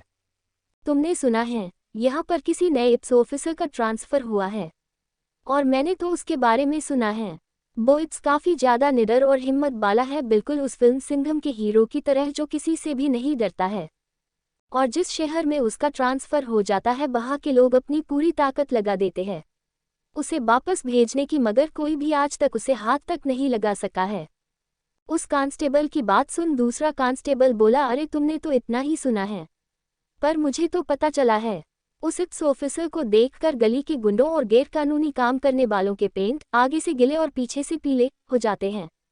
मुजरिमों के लिए तो सर का नाम ही काफी है, और जिस भी शहर में जाते हैं वहां जाते ही कुछ न कुछ बड़ा कांड जरूर करते हैं, जिसे देखकर भी कोई कुछ उखाड़ ही नहीं पाता है। हमारे सर का और उन्हें काम को अच्छे से करने वाले लोग पसंद है, ना कि हमारे तरफ काम चोरी करने वाले। बोल वो हंसने लगता है। तभी थाने के सामने एक पुलिस कार आकर रुकती है, जिसमें से एक 6 फीट लंबा चौड़ा सीना और मस्क्यूलर बॉडी वाला एक लड़का बाहर निकलता है, जिसके काले और घने बाल, काठाई गहरी आंखें और उस आंखों में एक खालीपन और दिखने में किसी मूवी के हीरो से कम नहीं, जिसे देखते ही कोई भी लड़की अपना दिल हार जाए। ये है हमारी कहानी के सेकंड मेल लीड इप्स रौनक सिंह, जो फिलहाल मेन लीड में है। जब तक हमारे हीरो शौर्य की एंट्री नहीं हो जाती तब तक रौनक अपने लंबे कदमों से चलते हुए रोकी के अंदर आता है। जब अंदर मौजूद सभी के कानों में उन लेदर के बुटों की आवाज पड़ती है तो सारे लोग जल्दी से अपनी जगह में जाकर बैठ जाते हैं और ऐसे दिखाते हैं जैसे वो सारे अपना काम ईमानदारी से करते हो। जैसे ही रौनक चौकी के अंदर कदम रखता है वैसे ही सारे कांस्टेबल, इंस्पेक्टर और लेडी कांस्टेबल सारे लोग एक साथ खड़े होकर उसे सैल्यूट करते हुए जय हिंद सर बोलते हैं। जिसे सुन रौनक अपनी जगह पर ही रुक जाता है और वहां पर मौजूद सारे लोगों को देखने लगता है और एक नज़र देख बोला, वैसे तो आप सबको पता ही होगा मैं कौन हूँ और करता क्या हूँ। जिसे सुन एक इंस्पेक्टर बोला, सर आपको कौन नहीं जानता, इंडिया के आधे शहर में तो बच्चा आपको सिंघम के नाम से ही जानता है और आपके कामों की तो बात ही अलग है, उसे भी कौन नहीं जानता है। उस इंस्पेक्टर की बात सुन रौनक बोला, गुड इंस्पेक्टर शिंदे, काफ़ी कुछ जानते हो तुम मेरे बारे में, ये अच्छी बात है। फिर भी मैं आप सबको बता दूँ, मुझे वो लोग बिल्कुल भी पसंद नहीं है जो सरकारी वर्दी पहनकर काम गैर कानूनी करे, और रिश्वत लेने वाले लोग भी मुझे बिल्कुल पसंद नहीं है। मुझे वो लोग पसंद है जो अपना काम ईमानदारी और लगन के साथ करे और लोगों में भेदभाव ना करे, समझे तुम सब। जिसे सुनकर सारे लोग एक साथ जी सर बोलते हैं। जिन्हें देख रौनक बोला, आज रात हम सबको एक बहुत ही जरूरी मिशन के लिए निकलना है और हम ठीक 8 बजे यहाँ से मिशन के लिए निकल जाएंगे, तो तुम सब तैयार रहना। जिसे सुन सभी जी सर बोल देते हैं। ये देख रौनक अपने केबिन में चला जाता है। तो क्या लगता है आप सभी को, रौनक किस मिशन को बात कर रहा है और क्या होगा कोठे में खुशी का अंजाम, और क्या खुशी कभी अपने प्यार अपने शौर्य से मिल पाएगी? आगे की कहानी जानने के लिए बने रहे मेरे साथ। रात के 8 बजे रजिया का कोठा, जैसे कि हर किसी को ही पता है कोठे जैसी जगह पर होता क्या है, ठीक वैसे ही रजिया के कोठे पर भी रात होते हैं लोगों का आना शुरू हो गया था। कुछ लड़कियां वहां पर डांस कर वहां आए आदमियों का दिल बहला रही होती है, तो कुछ वहां आए आदमियों के साथ अपने कमरे में जा रही थी और ये वो लड़कियां थी जो यहाँ पर काफ़ी समय से रहकर यही की हो गई थी और उन्हें अब इन सब की आदत सी ही हो गई थी। तो वही दूसरे कमरे में रजिया बरखा के हाथ में एक लेहंगा और चोली देते हुए बोली, इस लड़की को अच्छे से तैयार कर देना, आज इसकी नथ उतराई है और ये हमारे स्पेशल मेहमान के लिए एक तोहफा है। बोल वो खुशी को देखती है जो काफ़ी ज़्यादा डरी सहमी एक कोने में बैठी होती है और उसके दोनों गालों पर 5 उंगलियां के निशान छपे होते हैं और एक हाथ की कलाई पर भी कुछ उंगलियों के लाल निशान बने होता है। जैसे खुशी ने किसी को किसी चीज़ के लिए मना की हो तो उसके मना करने पर उसे 2 थप्पड़ इनाम में मिले हो। रजिया खुशी को देखती है और उसके पास जाकर उसके जबड़े को अपने हाथ की उंगलियों से दबाने लगती है, जिस कारण खुशी दर्द से रोने लगती है और उसके मुंह से आह निकल रही होती है। जिसे ऐसे देख रजिया बोली, देख लड़की, मुझे मजबूर मत कर तेरे साथ कुछ भी बुरा करने पर। अगर तूने आज की ही तरह फिर कभी मुझे किसी भी बात के लिए मना की या ना बोली तो मैं सबसे पहले तेरी ये जुबान खींच लूंगी और उसके बाद तेरी ये सारी खाल उधेड़ दूंगी। इतना बोल वो उसका चेहरा छोड़ देती है और गुस्से में देख बोली, जल्दी से बिना नाटक किए ये कपड़े पहन ले। उद्धरण चिन्ह, थोड़ी ही देर में तुझे हमारे मेहमानों के पास जाना है। इतना बोल वो बरखा और एक लड़की को देख बोली, जल्दी से इसे तैयार करो और बाहर लेकर आओ। इतना बोल वो वहां से चली जाती हैं, जिसके जाने के बाद खुशी अपने होठों पर अपने हाथों को रख जोर से रोने लगती है और रोते हुए ही खुद से अपने मन में बोली, अब हम और ये सब नहीं झेल सकते हैं, हम में अब और हिम्मत नहीं है वापस वही सब झेलने की, अब हम मर जाना चाहते हैं। भगवान जी अब हमें मौत दे दो, हम और अब जीना नहीं चाहते हैं। आपने हमें एक नर्क से निकाल कर दूसरे नर्क में फेंक दिया, वापस से वही जिल्लत भरी जिंदगी जीने के लिए, पर हम अब और ऐसी जिंदगी नहीं जी सकते हैं, नहीं जी सकते हैं। बोलते हुए ही वो रो रही होती हैं। जब बरखा और उसकी साथी खुशी को ऐसे रोते देखती है तो उन्हें काफ़ी ज़्यादा बुरा लगता है, मगर वो भी तो कुछ नहीं कर सकती थी, उन्हें भी यही जिल्लत भरी जिंदगी जीना पड़ रहा है। वो भी अपना मन मार कर तभी बरखा खुशी के कंधे पर अपना एक हाथ रख देती है और उसे देखकर बोली, खुशी ये कपड़े पहन कर तैयार हो जा, नहीं तो रजिया आएगी तो बा क्या कर जाए ये किसी को भा पता नहीं। बोल वो कपड़े खुशी के हाथ में दे देती है और खुशी भी रोते हुए ही अपने कैपते हुए हाथों से उन कपड़ों को लेकर पहन लेती है। दूसरी तरफ पुलिस चौकी में रौनक अपने साथ अपनी एक काफ़ी बड़ी टीम लेकर चौकी से निकल जाता है और रौनक के साथ करीब 100 से भी ज़्यादा लोगों की टीम होती है, जिनमें काफ़ी सारी लेडी कांस्टेबल भी होती हैं और सड़क पर काफ़ी सारी पुलिस की गाड़ियां ऐसे चल रही होती है जैसे किसी चुनाव के समय रैली में गाड़ियां निकलती हैं। और आज सारी सड़कें भी पूरी तरह से खाली थी, क्योंकि हर ट्रैफिक में रेड लाइन होती है ताकि पुलिस की गाड़ी को निकलने में किसी तरह की कोई भी परेशानी ना हो। और इस समय एसीपी रौनक के फेस पर काफ़ी ज़्यादा डार्क एक्सप्रेशन होते हैं जैसे वो आज जिस मिशन के लिए निकला है उसे वो पूरा करके ही लौटेगा, और जो कोई भी उसके सामने आएगा वो उसे खत्म ही कर देगा। वैसे रौनक के साथ चल रही उसकी टीम को भी नहीं पता था वो लोग जा कहाँ पर रहे हैं, पर उन्हें बिना कुछ भी पूछे ही रौनक का हर एक ऑर्डर मानना जरूरी था, जिस कारण कोई भी बिना सवाल जवाब किए ही रौनक के साथ निकल पड़ते हैं एक मिशन पर जिसके बारे में उन्हें खुद ही कुछ भी पता नहीं होता है। इधर रजिया का कोठा। रजिया एक बड़े से आलीशान सोफे पर बैठी होती है और उसके ही पास कुछ आदमी बैठे होते हैं जिन्हें देख लग रहा था जैसे वो दुनिया की नज़रों में शरीफ हो, मगर उनका असली चेहरा यहाँ कोठे पर आने के बाद ही सामने आता है। तभी रजिया अपने आदमियों को कुछ इशारा करती है जिसे समझकर वो आदमी वहाँ पर कुछ लड़कियों को लेकर आते हैं, और रजिया उन सभी लड़की को देख बोली, ये सारी लड़कियाँ यहाँ पर आज ही आई है और अभी तक किसी की भी नथ उतराई नहीं हुई है, इसलिए इनकी बोली सोच समझ कर ही लगाना। बोल वो अपने एक आदमी को एक लड़की आगे लाने को बोलता है और रजिया उसे सबको दिखाने लगती है और उसकी बोली शुरू करती है, जिसके बाद एक एक कर उस लड़की की बोली लगती है और जो सबसे ज़्यादा बोली लगाता है वो लड़की उसकी हो जाती है। और ऐसे ही करीब 5 नई लड़की आज ही रजिया के कोठे में आई थी जिसे उसने किसी हैवान की तरह दूसरे हैवान को बेच दी होती है। तभी सबसे लास्ट में रजिया खुद ही खुशी का हाथ पकड़ उसे सबके सामने लाकर खड़ी कर देती है, जिस कारण खुशी की आंखों से आंसुओं का रुकना बंद ही नहीं हो रहा होता है और वो कैपते हुए शरीर के साथ रो रही होती है, मगर वहां पर मौजूद लोग खुशी को ऐसे देख रहे होते हैं जैसे वो उसे अभी ही नोच खाएंगे। और खुशी थी भी इतनी सुंदर जिस कारण किसी की भी नज़र खुशी के सुंदर चेहरे से हट ही नहीं रही होती है। तभी रजिया सबको देख बोली, तो ये है रजिया के कोठे में आया एक लाजवाब हीरा, और हीरे की कीमत क्या होती है ये तो सभी को पता है। बोल वो मुस्कुराने लगती है, मगर रजिया की बात सुन खुशी, जो पहले से ही काफ़ी कुछ सहती आ रही है और जो बुरी तरह से टूट चुकी थी, आज वो रजिया की बातों को सुन और भी ज़्यादा टूट चुकी थी और उसे समझ नहीं आ रहा था वो कैसे वापस ऐसे ही नर्क में फंस गई जिस नर्क से निकलने में उसे पूरे 8 साल लग गए। यही सोचकर वो रोए जा रही होती है। तभी एक आदमी अपने हाथ में शराब की ग्लास पकड़े उसे पीते हुए ही बोला, 1 करोड़। जैसे ही वो आदमी 1 करोड़ बोलता है वैसे ही रजिया की आंखों में चमक आ जाती है और उस आदमी की बात सुन दूसरा बोला 2 करोड़, जिसे सुन तो रजिया की खुशी का कोई ठिकाना ही नहीं रहता है। और ऐसे ही धीरे धीरे कर खुशी को 10 करोड़ में एक 50 के बड़े आदमी को बेच दिया जाता है और अपनी बोली वापस से लगती देख और खुद को वापस किसी का खिलौना बनते देख खुशी बुरी तरह टूटकर बिखर ही जाती है। तो क्या लगता है आप सभी को क्या होगा आगे खुशी के साथ? क्या फिर से खुशी लोगों के पैरों तले कुचली जाएगी या कोई ऐसा आएगा जो उसे इस नर्क से निकाल कर बाहर ले जाएगा? आप सभी अपनी राय मुझे कमेंट कर जरूर बताएं। खुशी की बोली 10 करोड़ में लगती है और उसे 10 करोड़ में ही एक रात के लिए एक अधेड़ उम्र के आदमी को बेच दिया जाता है, जिसके बाद रजिया जबरदस्ती खुशी को उस आदमी के कमरे में ले जाकर पटक देती है और उसे काफ़ी ज़्यादा डरा और धमका देती है, जिस कारण खुशी बस अपनी किस्मत को कोसते हुए लाचारी से बस जमीन पर बैठी रो रही होती है।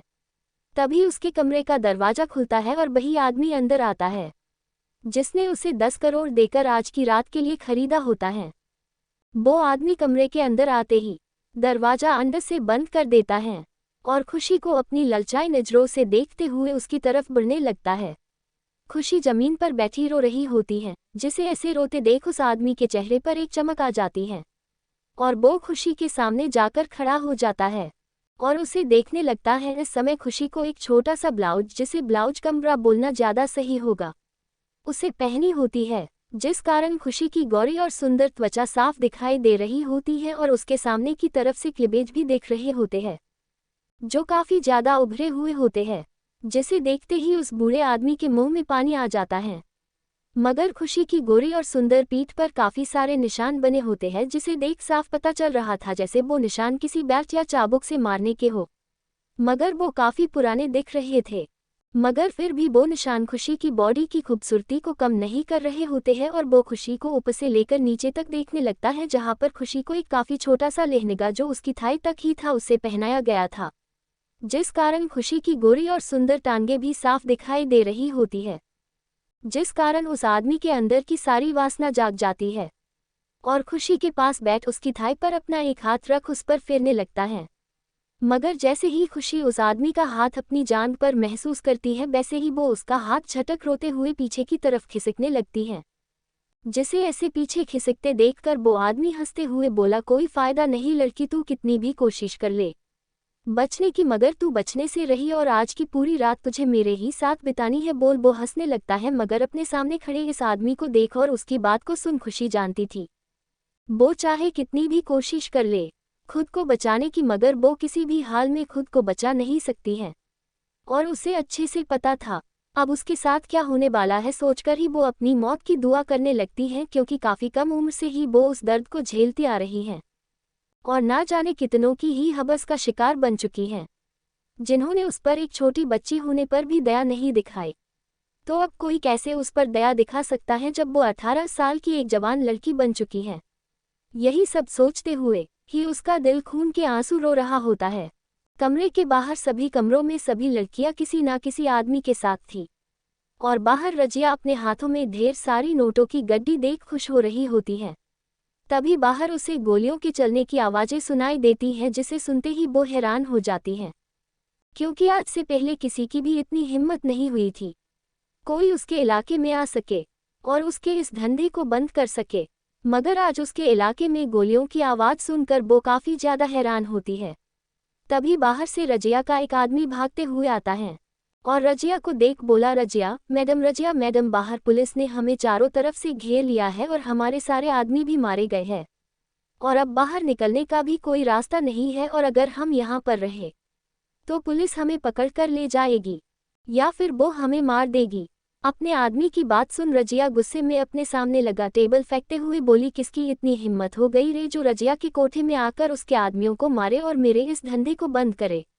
किसकी हिम्मत हो गई? बोलते हुए ही वो काफ़ी गुस्से में दिखाई दे रही होती है। तभी काफ़ी सारे पुलिस वाले उस जगह पर आ जाते हैं जहाँ पर रजिया होती है और इधर जैसे ही अंदर कमरों में वहाँ मौजूद लड़कियाँ और आदमियों के कानों में बंदूक की आवाज़ पड़ती है, वैसे ही वो सारे डर जाते हैं और अपने अपने कपड़े पहनने लगते हैं और वहाँ से अपनी जान बचाकर भागने का सोचते हैं। मगर कुछ आदमी जिनको पता था रजिया के कोठे में कोई भी पुलिस नहीं आ सकती है, वो लोग अभी भी अपनी हवस पूरी करने में लगे होते हैं। इधर खुशी के मना करने पर भी वो आदमी खुशी को जबरदस्ती उठाकर बेड पर पटक देता है और खुद भी उसके ऊपर चढ़ जाता है, जिस कारण खुशी उसे खुद के ऊपर से हटाने की कोशिश कर रही होती है और अपने नन्हे नन्हे हाथों से पीट रही होती है। मगर खुशी के ऐसा करने पर भी उस आदमी को कोई फर्क नहीं पड़ रहा होता है। हॉल में रजिया को कुछ पुलिस ने चारों तरफ से घेर रखा होता है और रजिया सभी को गुस्से में घूर कर देखते हुए बोली, किसकी इतनी हिम्मत हो गई बे जो मेरे इलाके में आकर मेरे आदमियों को खत्म कर यहाँ तक पहुँचा है। जैसे ही रजिया अपनी बात खत्म करती है, वैसे ही उन सभी पुलिस वालों के बीच से होते हुए रौनक आता है और रजिया के सामने एक कुर्सी लगाकर बड़े ही शान से बैठते हुए बोला, तेरे इलाके में आने की और तेरे सारे आदमियों को मारने की हिम्मत मेरी हुई है और सिर्फ तेरे आदमियों को ही नहीं बल्कि तुझे भी मारूंगा और तड़पा तड़पा के मारूंगा। जैसे ही रौनक इस बात को बोलता है, वैसे ही रजिया जोर के ठहाके मार कर हंसते हुए बोली, तू आज का आया लड़का मुझे मरेगा, रजिया को मारेगा, तेरी इतनी हिम्मत। जैसे ही रजिया अपनी बात खत्म करती है, वैसे ही रौनक अपने हाथ में पकड़ी गन से रजिया के कंधे पर एक गोली चला देता है, जिस कारण रजिया की एक जोरदार चीख निकल जाती है और उसके कंधे से खून निकलने लगता है। ये देख रौनक अपने साथ आए सारे लोगों को देखकर बोला, जाओ और जाकर कमरों में जितने भी आदमी हैं उन सबको पकड़ कर थाने ले चलो, जितनी भी लड़कियां हैं उन सबको भी अपने साथ ले चलो। जैसे ही रौनक अपनी बात खत्म करता है, वैसे ही सारे कांस्टेबल और लेडी कांस्टेबल और इंस्पेक्टर ऊपर कमरों में जाकर सभी को बाहर निकालने लगते हैं, जिन्हें ऐसा करते देख रजिया गुस्से में उसे देखकर बोली, तू अभी मेरी पहुंच जानता नहीं है लड़के, इसलिए तेरी इतनी हिम्मत हो रही है। अगर तू मुझे जानता होता तो कभी भी यहाँ पर आने की हिम्मत भी नहीं करता। बोलते हुए ही वो उसे घूर रही होती है और आगे बोली, तुझे क्या लगता है तू इन लड़कियों को यहाँ से बचा कर ले जाएगा और मैं खामोश बैठी रहूंगी? तो ये तेरी गलत फहमी है लड़के। उद्धरण चिन्ह, मेरे एक कॉल से मिनिस्टर भी यहाँ पर आ जाता है तो तू कौन सी खेत की मूली है।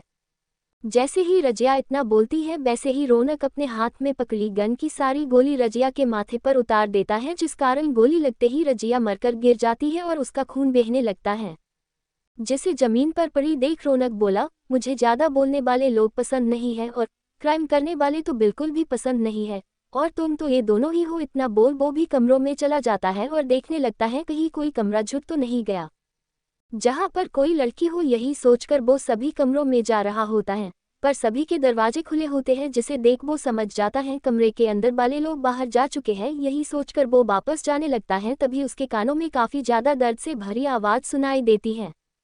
को बोल रही होती है, छोड़ दो हमें प्लीज, हमें छोड़ दो, जाने दो हमें, हमने किसी का क्या बिगाड़ा है जो हमारे ही साथ ऐसा होता है। बोलते हुए ही वो लड़की रो भी रही होती है और जैसे ही रौनक के कानों में वो आवाज पड़ती है वैसे ही उसके कदम अपनी जगह पर रुक जाते हैं। उद्धरण चिन्ह। रौनक वहां से जाने ही वाला होता है, तभी उसके कानों में एक लड़की की काफी ज्यादा मासूमियत से भरी रोती और गिड़गिड़ाती आवाज पड़ती है, जो बोल रही होती है, छोड़ दो हमें, जाने दो हमें, यहाँ से जाने दो, मत करो हमारे साथ ऐसा। बोलते हुए ही वो सिसक सिसक कर रो रही होती है। जैसे ही रौनक के कानों में वो मासूमियत से भरी आवाज पड़ती है, वैसे ही रौनक बिना देरी किए उस दरवाजे पर एक लात मार उसे तोड़ देता है और झट से अंदर की तरफ आ जाता है और देखता है एक बुड्ढा एक लड़की के साथ जबरदस्ती करने की कोशिश कर रहा है और वो लड़की खुद को छुड़ाने की कोशिश कर रही है, मगर वो ढिठ इंसान दरवाजे के टूटने पर भी उस लड़की से अलग नहीं होता है, जिस कारण रौनक को गुस्सा आ जाता है और वो उसी गुस्से में उस इंसान की तरफ बढ़ता है और उसे उसके बालों से पकड़कर पीछे खींच जमीन पर पटक देता है। और इस तरह अचानक से हुए इस हमले के कारण वो आदमी को कुछ भी समझ नहीं आता है और वो बस हैरानी से सामने देखने लगता है, जहां पर रौनक उसे गुस्से में घूर कर देख रहा होता है। मगर जैसे ही वो आदमी रौनक को वर्दी में देखता है वो काफी ज्यादा डर जाता है और खुद को देखता है, जहां पर उसके शरीर पर इस समय एक भी कपड़ा नहीं होता है, यहाँ तक उसका अंडरवियर भी नहीं पहना होता है और एकदम नंगा होता है। ये देख वो खुद को ढकने की कोशिश करने लगता है, जिसे ऐसे खुद को ढकते देख रौनक गुस्से में उस बुड्ढे के पास जाता है और उसे जमीन से उठाकर खड़ा करता है और उसके मुंह पर एक मुक्का जड़ते हुए बोला, साला बुड्ढा एक पैर कब्र में है और इस तरह की हरकतें करते हुए जरा सी शर्म भी नहीं आती है। अपनी पोती और बेटी की उम्र की लड़की के साथ जबरदस्ती करते हुए तुझे शर्म नहीं आती है। बोलते हुए ही वो उसे बस पिटे ही जा रहा होता है, जिस कारण उस बुड्ढे की हालत खराब हो गई थी।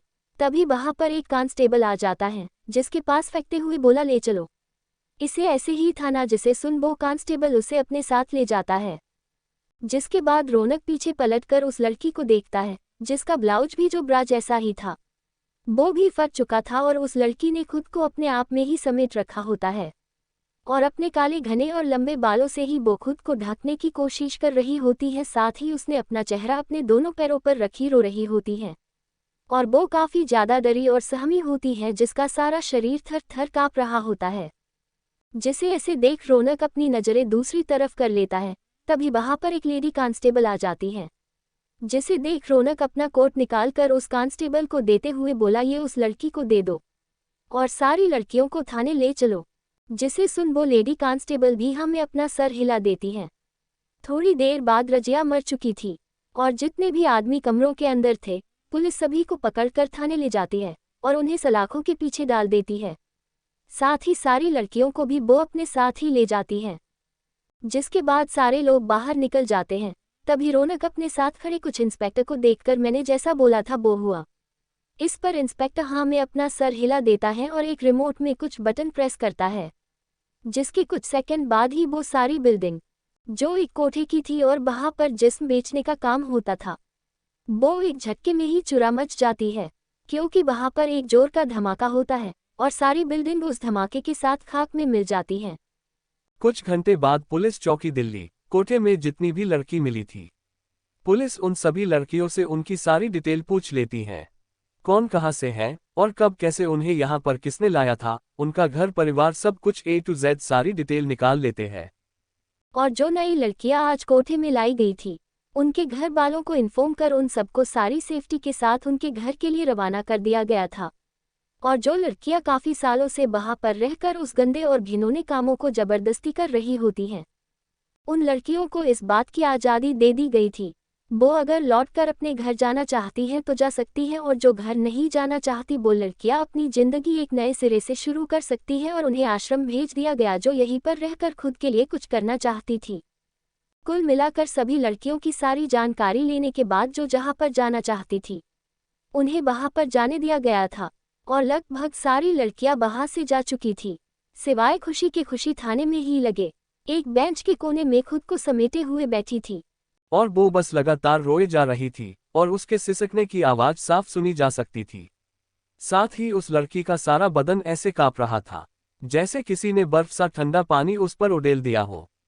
और इस समय उसकी हालत काफी ज्यादा खराब होती है, जिसे देख थाने में मौजूद सारे लोगों को उसके लिए बुरा लग रहा होता है। और कपड़ों के फटे होने के कारण खुशी के बदन में बने जख्मों के निशानों को भी साफ देखा जा सकता था। तभी एक इंस्पेक्टर खुशी के पास जाकर उससे उसका नाम पूछता है, मगर खुशी उसे कोई भी जवाब नहीं देती है। वो बस सिसक रही होती है और डर रही होती है। और इंस्पेक्टर जैसे ही उससे कुछ भी पूछता वो और भी ज्यादा डर जाती है और पहले से कांप रहा उसका बदन और भी ज्यादा कांपने लगता है। एक लेडी कांस्टेबल भी खुशी के पास आकर जैसे ही उसके कंधे पर अपना हाथ रखती है, वैसे ही खुशी डर के कारण बेंच से गिर जाती है और उसे चोट भी लग जाती है। मगर चोट की फिक्र ना कर वो जल्दी से पीछे की तरफ खिसकती है और जाकर दीवार से टिककर खुद को समेट लेती है। ना ही किसी की बातों को सुनती है, ना ही कुछ बोलती है, बस डर से कांप रही होती है, जिस कारण कोई भी अब उससे कुछ भी नहीं बोल पाता है। वैसे क्या लगता है आप सभी को, क्या खुशी को इंसाफ मिल पाएगा?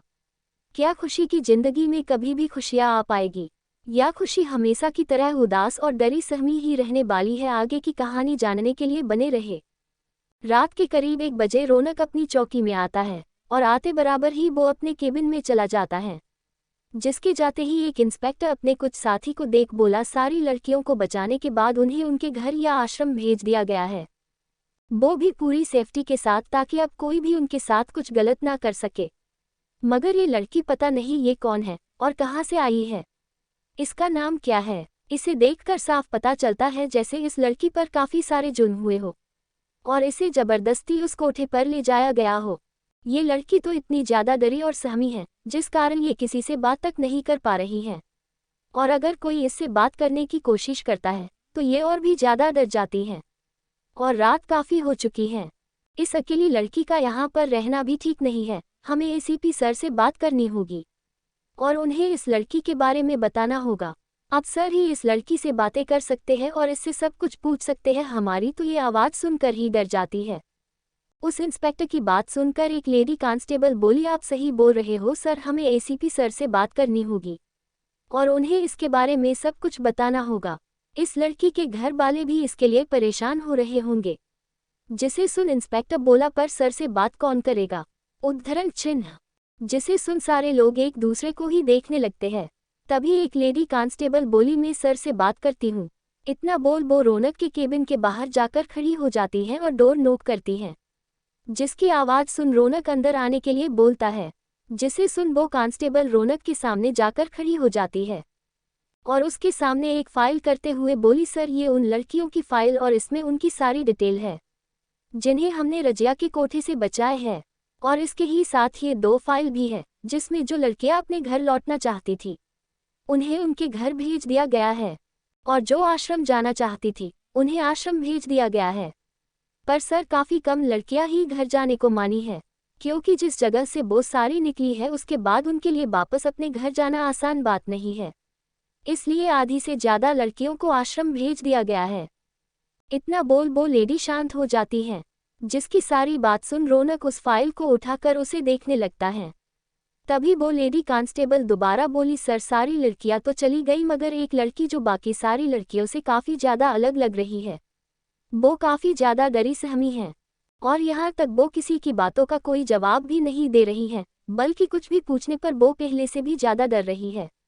और सर इस तरह उस लड़की का ऐसे थाने में रहना ठीक नहीं है। अगर आप एक बार उस लड़की से बात करते तो अच्छा होता। उद्धरण चिन्ह। क्या पता सर वो आपकी बात सुनकर उसके साथ क्या हुआ और वो कैसे यहाँ पर आई वो आपको सब कुछ बता दे, तो हम उसे उसके घर भेज सकते हैं। वैसे भी उस लड़की को देख साफ पता चल रहा है जैसे वो अभी काफ़ी ज़्यादा छोटी भी है और किसी बात का गहरा सदमा या डर उसके अंदर बैठा है।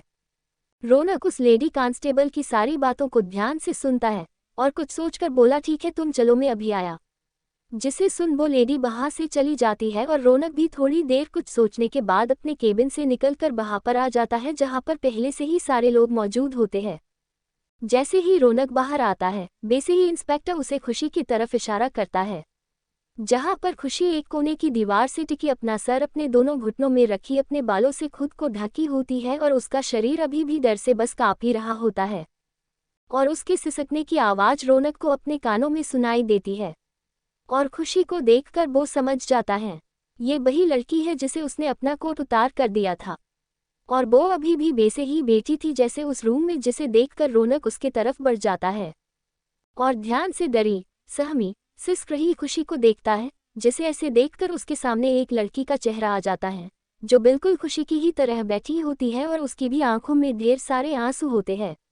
और उस लड़की को याद करते ही रौनक की आंखों में कुछ नमी सी आ जाती है, जिसे वो अपनी आंखों में ही जब्त कर लेता है, मगर उसे अपने सीने में काफ़ी दर्द हो रहा होता है। तभी रौनक नीचे जमीन पर खुशी के सामने बैठ जाता है और धीरे से उस लड़की को देख बोला, सुनो तुम जो भी हो, जब तक तुम रोना बंद नहीं करोगी और अपने बारे में मुझे बताओगी नहीं, तब तक मैं तुम्हारी कोई भी मदद कैसे कर पाऊंगा और तुम्हें इंसाफ कैसे मिल पाएगा जब तक तुम खुद कुछ बोलोगी नहीं।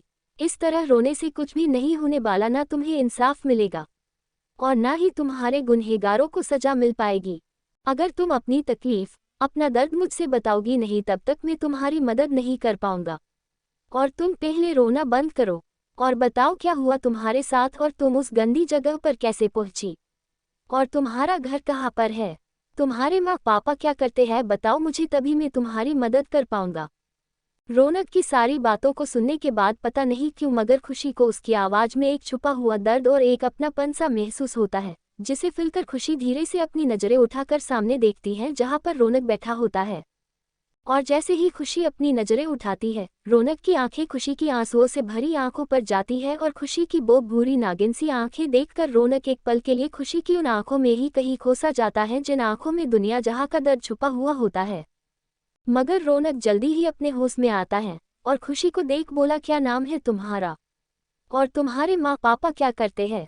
रौनक की इस बात को सुनते ही खुशी की आंखों में मोटे मोटे आंसू आ जाते हैं और वो अपनी आंसुओं से भरी आंखों के साथ रौनक को देखते हुए अपने भरे हुए गले के साथ बोली, हमारे माँ बाबा नहीं है, हम एक अनाथ लड़की है जिसका इस दुनिया में कोई भी नहीं है और अब हम भी जीना नहीं चाहते हैं, हम मर जाना चाहते हैं, हमसे अब और ऐसी जिल्लत से भरी जिंदगी जिया नहीं जाता है। इतना बोल वो जोर से रोने लगती है और खुशी की उन बातों को सुन वहां मौजूद सारे लोगों को खुशी के लिए सिंपैथी होने लगती है, मगर रौनक को खुशी के अंदर एक अलग ही दर्द दिखाई देता है, जिसे महसूस कर रौनक खुशी से बोला, तुम्हारा नाम क्या है और तुम यहाँ तक कैसे पहुंची, बताओ मुझे, अगर तुम मुझे बताओगी अपनी सारी कहानी तो क्या पता मैं तुम्हारी कोई मदद कर सकूं। रौनक की बातों में पता नहीं क्यों मगर खुशी को एक सच्चाई नजर आती है, जिसे देखकर खुशी रौनक से बोली, हमारा नाम खुशी है और हम सूरत के रहने वाले हैं। इतना बोलते हुए ही उसकी आंखों में आंसू आ जाते हैं और वो अपने कैपते हुए शरीर के साथ रौनक को सब कुछ बताना शुरू कर देती है। तब से जब वो 5 साल की छोटी बच्ची थी तब से लेकर उस कोठी तक पहुंचने की सारी बातें बता देती है। कैसे 5 साल की उम्र में उसकी माँ के जाने के बाद दूसरी माँ आई और उसने उसके साथ क्या क्या की, और 5 साल की उम्र में ही उसकी दूसरी माँ के आशिकियाने राका और रोकी दोनों ने ही मिलकर खुशी का रेप किया। और 1 साल बाद उसके बाबा का वापस आना से लेकर 10 साल की होने तक और रंजीता और उसके बेटे का उसके बाबा को मारना, उसके घर में आग लगाना और 8 साल तक उसे एक कमरे में बेड़ियों से बांध कर रखना, उसकी रह रात अलग अलग आदमियों के साथ बोली लगाना, उसके पेट में पलने वाले बच्चों को मारना, हॉस्पिटल से भागकर कोठे तक पहुंचना, सब कुछ बता देती है। और सारी बातों को बताने के बाद खुशी फुट फुट कर रोने लगती है और खुशी के मुंह से सारी बातों को सुनने के बाद वहां पर मौजूद सारे लोगों की आंखें नम हो जाती हैं और उन सबको खुशी के लिए काफ़ी ज़्यादा बुरा लगता है।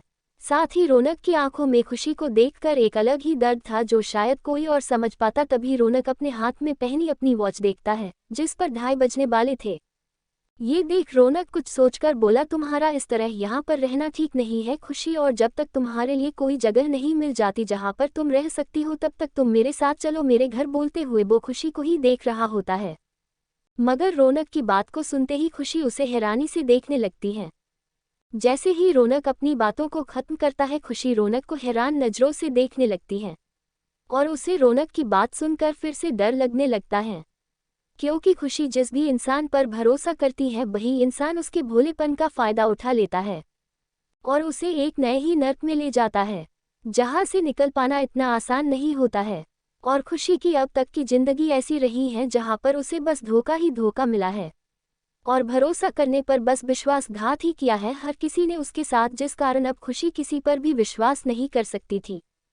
और इस बात को रौनक भी अच्छे से समझ रहा होता है, जिस कारण रौनक खुशी को देखकर बोला, देखो खुशी, मुझे पता है तुम्हारे साथ बचपन से ही हमेशा गलत हुआ है और तुमने जितना सहा है वो शायद ही किसी लड़की ने सही होगी, और जो तुम्हारे मन में अब डर है उसे भी मैं अच्छी तरीके से समझ रहा हूँ, मगर तुम एक बार मुझ पर भरोसा करके देख सकती हो। मैं तुम्हारे इस भरोसे को तोड़ने वाला नहीं हूँ और मुझे ये भी पता है तुम मेरी इस बात पर विश्वास भी नहीं कर सकती हो और तुम्हारे विश्वास ना करने की वजह को भी मैं अच्छे से समझ सकता हूँ, मगर मैं तुम्हें इस तरह यहाँ पर छोड़ भी नहीं सकता हूँ क्योंकि ये पुलिस चौकी है और रात में तुम्हारा यहाँ पर रहना ठीक नहीं है, इसलिए तुम अभी मेरे साथ चलो, मैं कल तुम्हारे रहने के लिए कुछ न कुछ जुगाड़ जरूर कर दूंगा। रौनक की सारी बातों को सुनकर पता नहीं क्यों मगर खुशी को उस पर विश्वास करने का मन करता है और उसे रौनक की आंखों में एक तरह की सच्चाई भी नजर आती है जिसे देखकर खुशी भी बस हाँ में अपना सर हिला देती है, जिसकी हाँ सुनकर रौनक उसे अपने साथ चलने का इशारा करता है, जिसे समझ खुशी भी रौनक के साथ ही उसके पीछे थोड़ी सी डरते हुए बाहर निकल जाती है।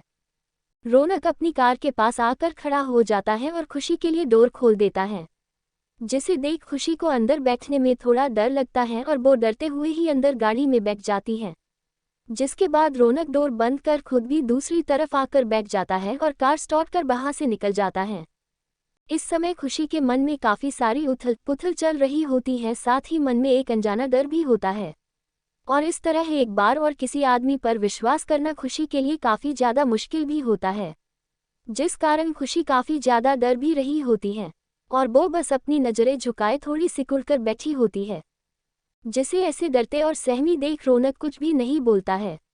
वो बस कार ड्राइव करने में ही ध्यान देता है और करीब आधे घंटे बाद दर्शन की कार एक घर के पास आकर रुकती है, जिसे देख खुशी थोड़ी सी डर जाती है क्योंकि घर थोड़ा बड़ा था और इस तरह से बड़े घर को देखकर खुशी को डर लगने लगता है, साथ ही उसके माथे से पसीने की बूंदें भी टपकने लगती हैं और उसका शरीर फिर से कांपने लगता है, जिसे ऐसे कांपते देख रौनक को किसी की याद आने लगती है, जिसे याद कर उसकी आंखें हल्की सी नम हो जाती है, मगर वो खुद को संभाल कर खुशी से बोला, खुशी तुम्हें इस तरह से डरने की जरूरत नहीं है, मैं कोई बुरा इंसान नहीं जो तुम ऐसे मुझसे डर रही हो।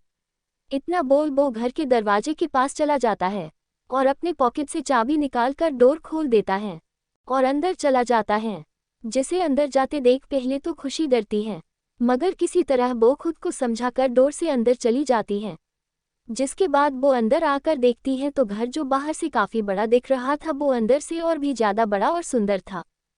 तभी खुशी देखती है रौनक बही सामने लगे सोफे की तरफ देख रहा था और उसके फेस पर हल्की सी मुस्कान भी होती है, जिसे मुस्कुराते हुए देखकर खुशी भी सोफे की तरफ ही देखती है तो वो हैरान हो जाती है। एक बड़ा सा सोफा जो बेड के जैसा था, उस पर एक छोटी बच्ची जिसकी उम्र यही 4 से 5 साल के बीच की होगी, वो बड़े ही बेढंगे तरीके से सो रही होती है, साथ ही सारा घर भी बिखरा हुआ होता है और उसी छोटी बच्ची के साथ एक छोटू सा डॉगी का बच्चा भी उसी के जैसे सोया होता है जैसे वो बच्ची सोई होती है, जिन्हें देखकर रौनक के फेस पर मुस्कान होती है और उस मुस्कान को देखकर तो खुशी उसे हैरान नजरों से देख रही होती है और वो उस समय दरवाजे पर ही खड़ी होती है, जिस कारण पता नहीं क्यों मगर खुशी उस डोर को अंदर से बंद कर देती है और अपने सामने खड़े रौनक को देखने लगती है, जो चलकर उस बच्ची के पास जाता है और उसे अपनी गोद में उठाने लगता है, जिस कारण उस बच्ची की और डॉगी की दोनों की ही आंखें खुल जाती हैं और वो बच्ची अपनी नींद से भरी आवाज में रौनक को देख बोली, डैडी आप आ गए। इतना बोल वो अपनी दोनों बाहें रौनक के गले में डाल देती है और रौनक भी प्यार से अपनी बेटी को अपने गले से लगाकर उसका सर सहलाते हुए बोला, हाँ रूही बेटा डैडी आ गए। बोल वो मुस्कुराने लगता है, तभी उस छोटे से डॉगी की नज़र खुशी पर पड़ती है, जो दरवाजे के पास ही खड़ी रौनक और रूही को देख रही होती है, जिसे देखते ही वो छोटा सा डॉगी खुशी को भौंकने लगता है और दौड़कर खुशी के पास जाता है उसे काटने के लिए और उस डॉगी को अपनी तरफ आते देख खुशी काफ़ी ज़्यादा डर जाती है और रूही या रौनक दोनों में से ही कोई कुछ भी समझ पाते उससे पहले ही वो छोटा सा डॉगी खुशी के पास जाकर उसके पैर में जोर से काट देता है, जिस कारण खुशी की दर्द से भरी एक चीख निकल जाती है। आह माँ क्वोट। खुशी बेड से टिककर बैठ जाती है और अपनी सारी पुरानी यादों को याद करने लगती है जो उसे थोड़ी खुशी तो ढेर सारा गम दे देती है और उसकी आंखें आंसुओं से भर जाती है। वो अपने पैरों को मोड़कर उसमें अपना सर रख अपनी आंखें बंद कर लेती है और सोने की कोशिश करने लगती है, मगर उसे नींद नहीं आ रही होती है। साथ ही नींद उसकी आंखों से कोसों दूर होती है, जिस कारण खुशी अपनी आंखें खोल सोचने लगती है वो कहाँ जाएगी और कौन उसे सहारा देगा, उसकी मदद करेगा। उसके माँ बाबा के बाद कोई उसका अपना था तो वो बस एक शौर्य ही था, मगर उसका दोस्त शौर्य भी अब उसे भूल चुका है और शायद अब तो शौर्य को खुशी याद भी ना हो तो याद करना एक अलग ही बात है। खुशी सोचने लगती है उसका इस दुनिया में अब कोई भी नहीं है जिसे वो अपना बोल सके या जिसके गले लग रो सके। उद्धरण चिन्ह उससे अपने दिल की सारी बातों को बोल सके, जिसे याद कर खुशी खुद से ही बोली, तुझे अब मर जाना चाहिए। खुशी बेसे भी तेरी जिंदगी बेसे भी बर्बाद हो ही चुकी है और तेरे पास अब कुछ भी ऐसा नहीं है जो तेरा अपना हो। यहाँ तक तेरे पास तेरी सबसे कीमती चीज तेरी इज्जत भी नहीं है। वो तो तुझसे सालों पहले ही छीन ली गई थी जब तू बस एक 5 साल की छोटी बच्ची थी, और जब तू 10 की हुई तभी से तेरी बोली लगना शुरू हो गई थी। और अब तू किसी की भी बेटी, बहन, दोस्त, माँ, बीवी कुछ भी कहलाने के लायक नहीं रही है। अब तो तेरी जिंदगी ही बेकार है और तुझे मर जाना चाहिए। बेसे भी इस तरह की जिंदगी जीने से तो अच्छा है तू मर ही जा। यही सोचते हुए ही खुशी की आंखों से आंसू बहने लगते हैं और बेसे ही रोते हुए कब दिन निकल जाता है उसे पता ही नहीं चलता है।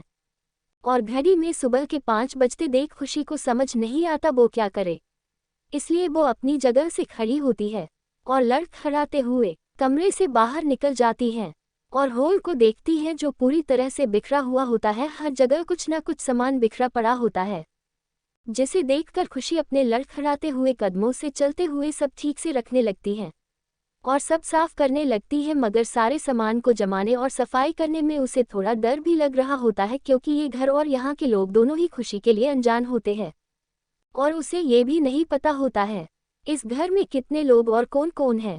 जिसे सोचते हुए वो सारे हॉल को साफ कर देती है। रौनक का घर बहुत ज्यादा बड़ा नहीं था मगर बहुत छोटा भी नहीं था।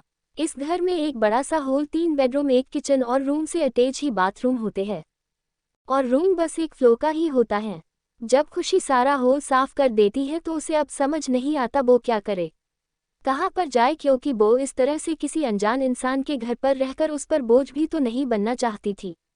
मगर वो भी क्या करे, जिस जगह से वो निकली है और जहाँ से वो भागी है उसके बाद खुशी करे भी तो क्या करे, उसे कुछ समझ नहीं आता है। जिस कारण वो दरवाजा खोल घर से बाहर निकल जाती है तो वहां से जाने का सोचती है, तभी उसे घर से बाहर ही जेनू दिख जाता है जो एक चैन से बंधा हुआ होता है, जिसे देखते ही खुशी एक पल के लिए डर जाती है और उसे कुछ घंटे पहले की बात याद आ जाती है, किस तरह जेनू ने उसके पैर को काट खाया था, जिसे याद करते ही खुशी काफी ज्यादा डर जाती है।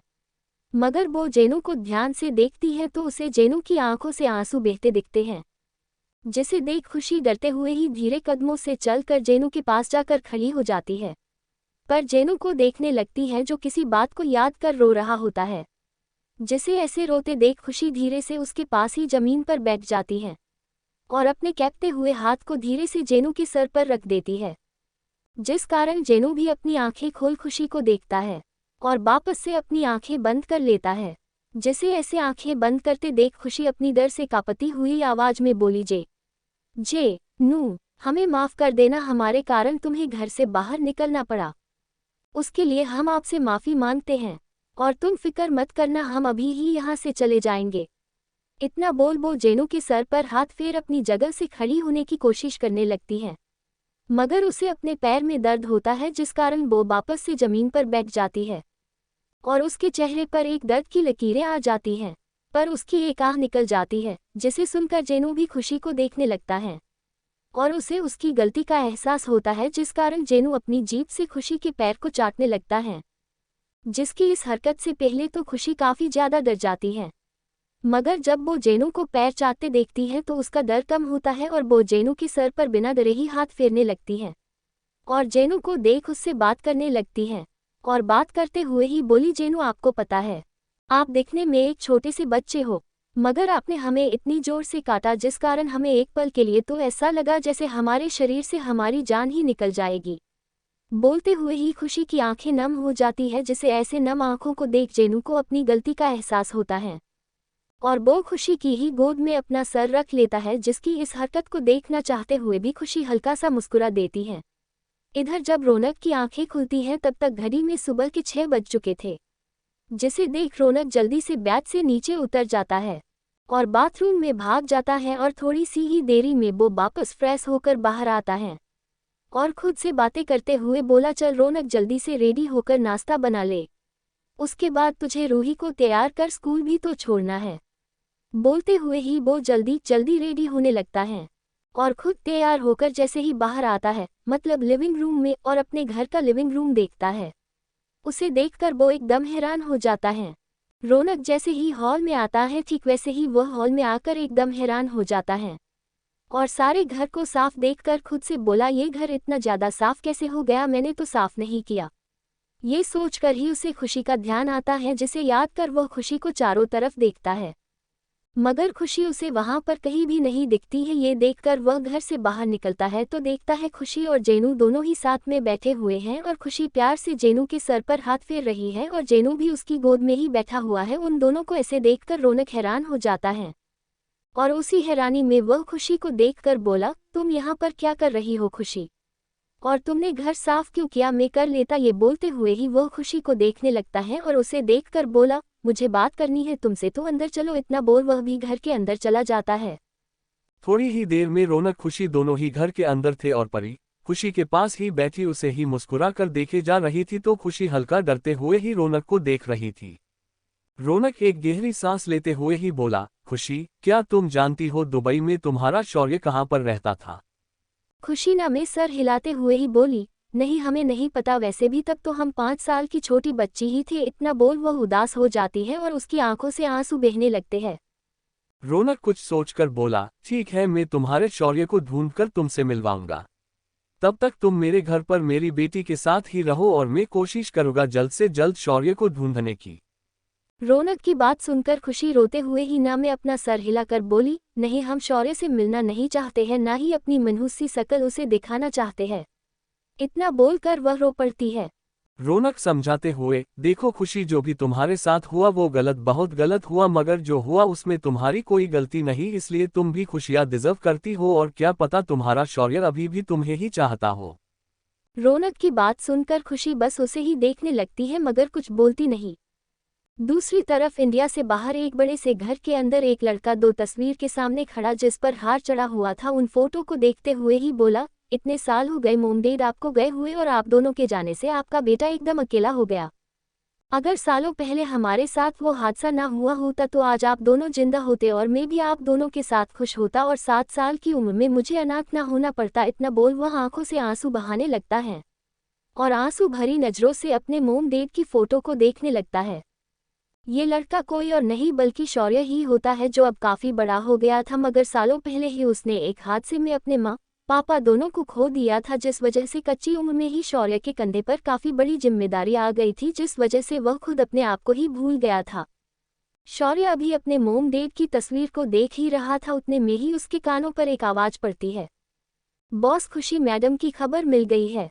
जैसे ही वह आवाज शौर्य के कानों में पड़ती है ठीक वैसे ही शौर्य की आंखें चमक उठती हैं और वह पीछे पलटकर बोला, कहाँ पर है खुशी, उसे लेकर आओ मेरे पास या मुझे मेरी खुशी के पास ले चलो। ये बोलते हुए ही शौर्य की आंखें बरस पड़ती है। सामने खड़ा लड़का, बॉस जब आप इंडिया छोड़कर यहाँ पर आए थे उसके कुछ दिनों बाद ही खुशी मैडम की माँ की मौत हो गई। ये बोलते हुए ही वह लड़का घर में आग लगने तक की सारी बातें शौर्य को बता देता है। साथ ही रंजीता, राका और रोकी तीनों ने जो कुछ भी खुशी के साथ किया वो सब कुछ बता देता है। और जैसे ही शौर्य सारी बातों को सुनता है ठीक वैसे ही उसका दिल बेहिसाब दर्द से भर जाता है और उसकी आंखों से ढेर सारे आंसू बहने लगते हैं और उन आंखों में गुस्सा छा जाता है। शौर्य अपनी आंखों में ढेर सारा गुस्सा और नफरत लिए हुए ही बोला, मुझे वो तीनों चाहिए और जिंदा चाहिए, अपने सामने चाहिए। इतना बोलते ही वह गुस्से में पास रखा टेबल उठाकर पटक देता है और जोरों से रोते हुए ही चिल्लाकर बोला, जिन लोगों ने तेरे साथ इतना कुछ किया उन लोगों को मैं छोड़ूंगा नहीं खुशी, उन्हें मैं वही दर्द दूंगा जो उन लोगों ने तुझे दिया है। इतना बोलते ही वह गुस्से में पागल सा हो जाता है, जिसे वैसे देखकर सामने खड़ा लड़का अपना मोबाइल निकाल कुछ टाइप करता है। जिसके तुरंत बाद ही कुछ गार्ड अपने साथ 3 लोगों को लेकर आते हैं जो काफी बुरी हालत में होते हैं। उन तीनों को देख वह लड़का शौर्य से बोला, सर ये तीनों पुलिस के डर से इंडिया में ही छुपे हुए थे, मगर हमारे आदमी इन तक पहुंचकर इन्हें इनके बिल से निकाल लाए। जैसे ही शौर्य का मैनेजर इस बात को बोलता है, ठीक वैसे ही शौर्य अपनी नजरों को सामने कर देखता है जहां पर खून से लथपथ राका, रोकी, रंजीता होते हैं और उनकी हालत बेहद खराब होती है। यहाँ तक वह तीनों होश में भी नहीं होते हैं। गार्ड उन्हें बेहोश ही उठा कर ले आए थे। उन तीनों को देखते ही शौर्य का खून खोल उठता है और वह गुस्से में ही पागल सा उन तीनों की तरफ बढ़ जाता है। जिसे आते देख गार्ड उन तीनों को जमीन पर ही छोड़कर साइड हट जाते हैं। तो शौर्य आंखों में अंगारे लिए हुए ही जमीन में पड़े उन तीनों के पास जाता है और जोर से एक किक राका के पेट पर मारता है, जिसके ऐसा करते ही बेहोश राका की तेज चीख निकल पड़ती है और वह होश में आ जाता है। और होश में आते ही दर्द से तड़पने लगता है। तो शौर्य बुरी तरह से चिल्लाते हुए ही राका को पिटे जा रहा था और राका दर्द से तड़प रहा होता है।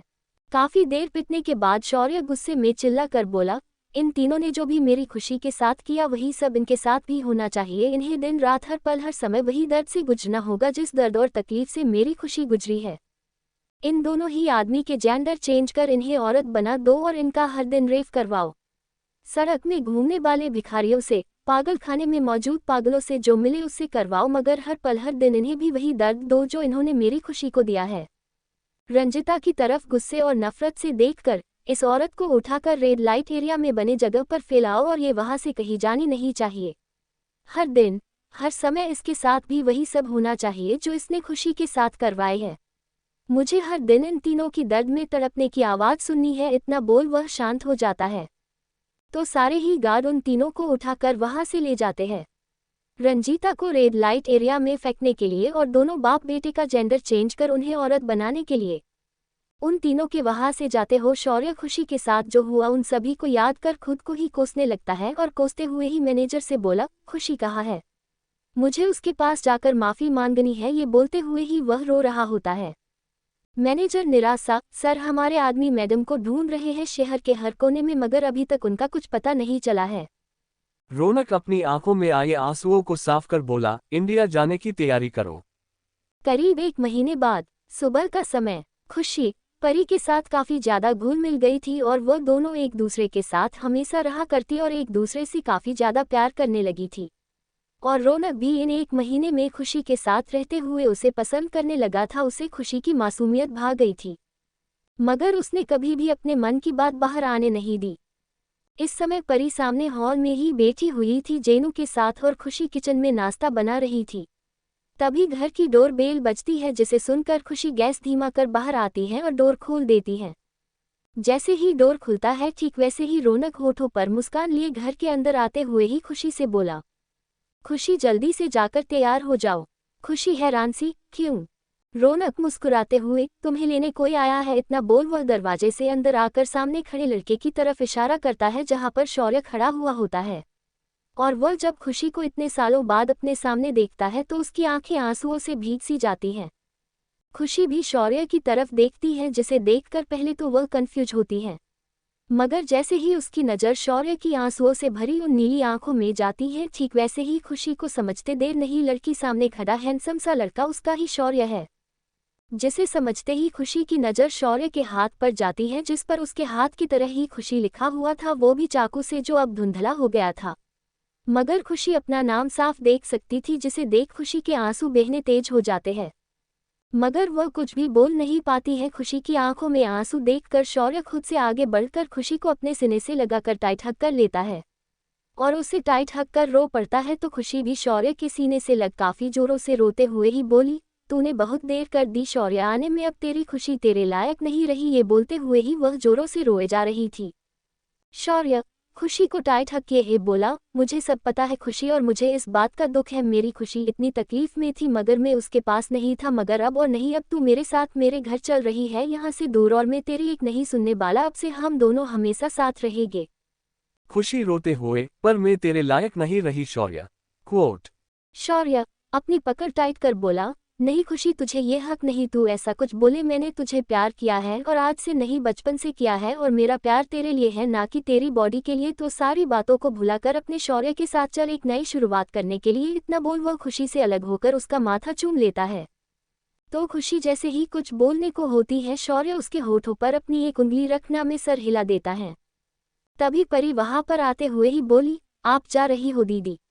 आप जाओगी तो मुझे आपकी बहुत याद आएगी। परी की बात सुनकर खुशी झुककर उसे अपने सीने से लगाकर बोली, हमें भी आपकी बहुत याद आएगी। इतना बोल वह परी से अलग होकर उसका माथा चूम लेती है और रौनक को देख उसके पास जाकर उसके सीने से लग जाती है। जिसे ऐसे अपने सीने से लगा देख रौनक हैरान हो जाता है, फिर हैरानी छुपाकर खुशी की बात सुनता है, जो बोली, थैंक यू सर जी, जो आपने हमारे लिए इतना सब किया और हमारी इतनी मदद की। रौनक खुशी को खुद से अलग कर उसके आंसू साफ कर बोला, मैंने वही किया जो मेरे दिल ने कहा। अब तुम जाओ और एक नई शुरुआत करो, और हो सके तो सब कुछ भुलाकर अपने प्रेजेंट पर ध्यान दो। खुशी बस हाँ में सर हिला देती है और जेनू के सर पर भी प्यार से हाथ फेरकर शौर्य के साथ चली जाती है एक नई शुरुआत के लिए। समाप्त।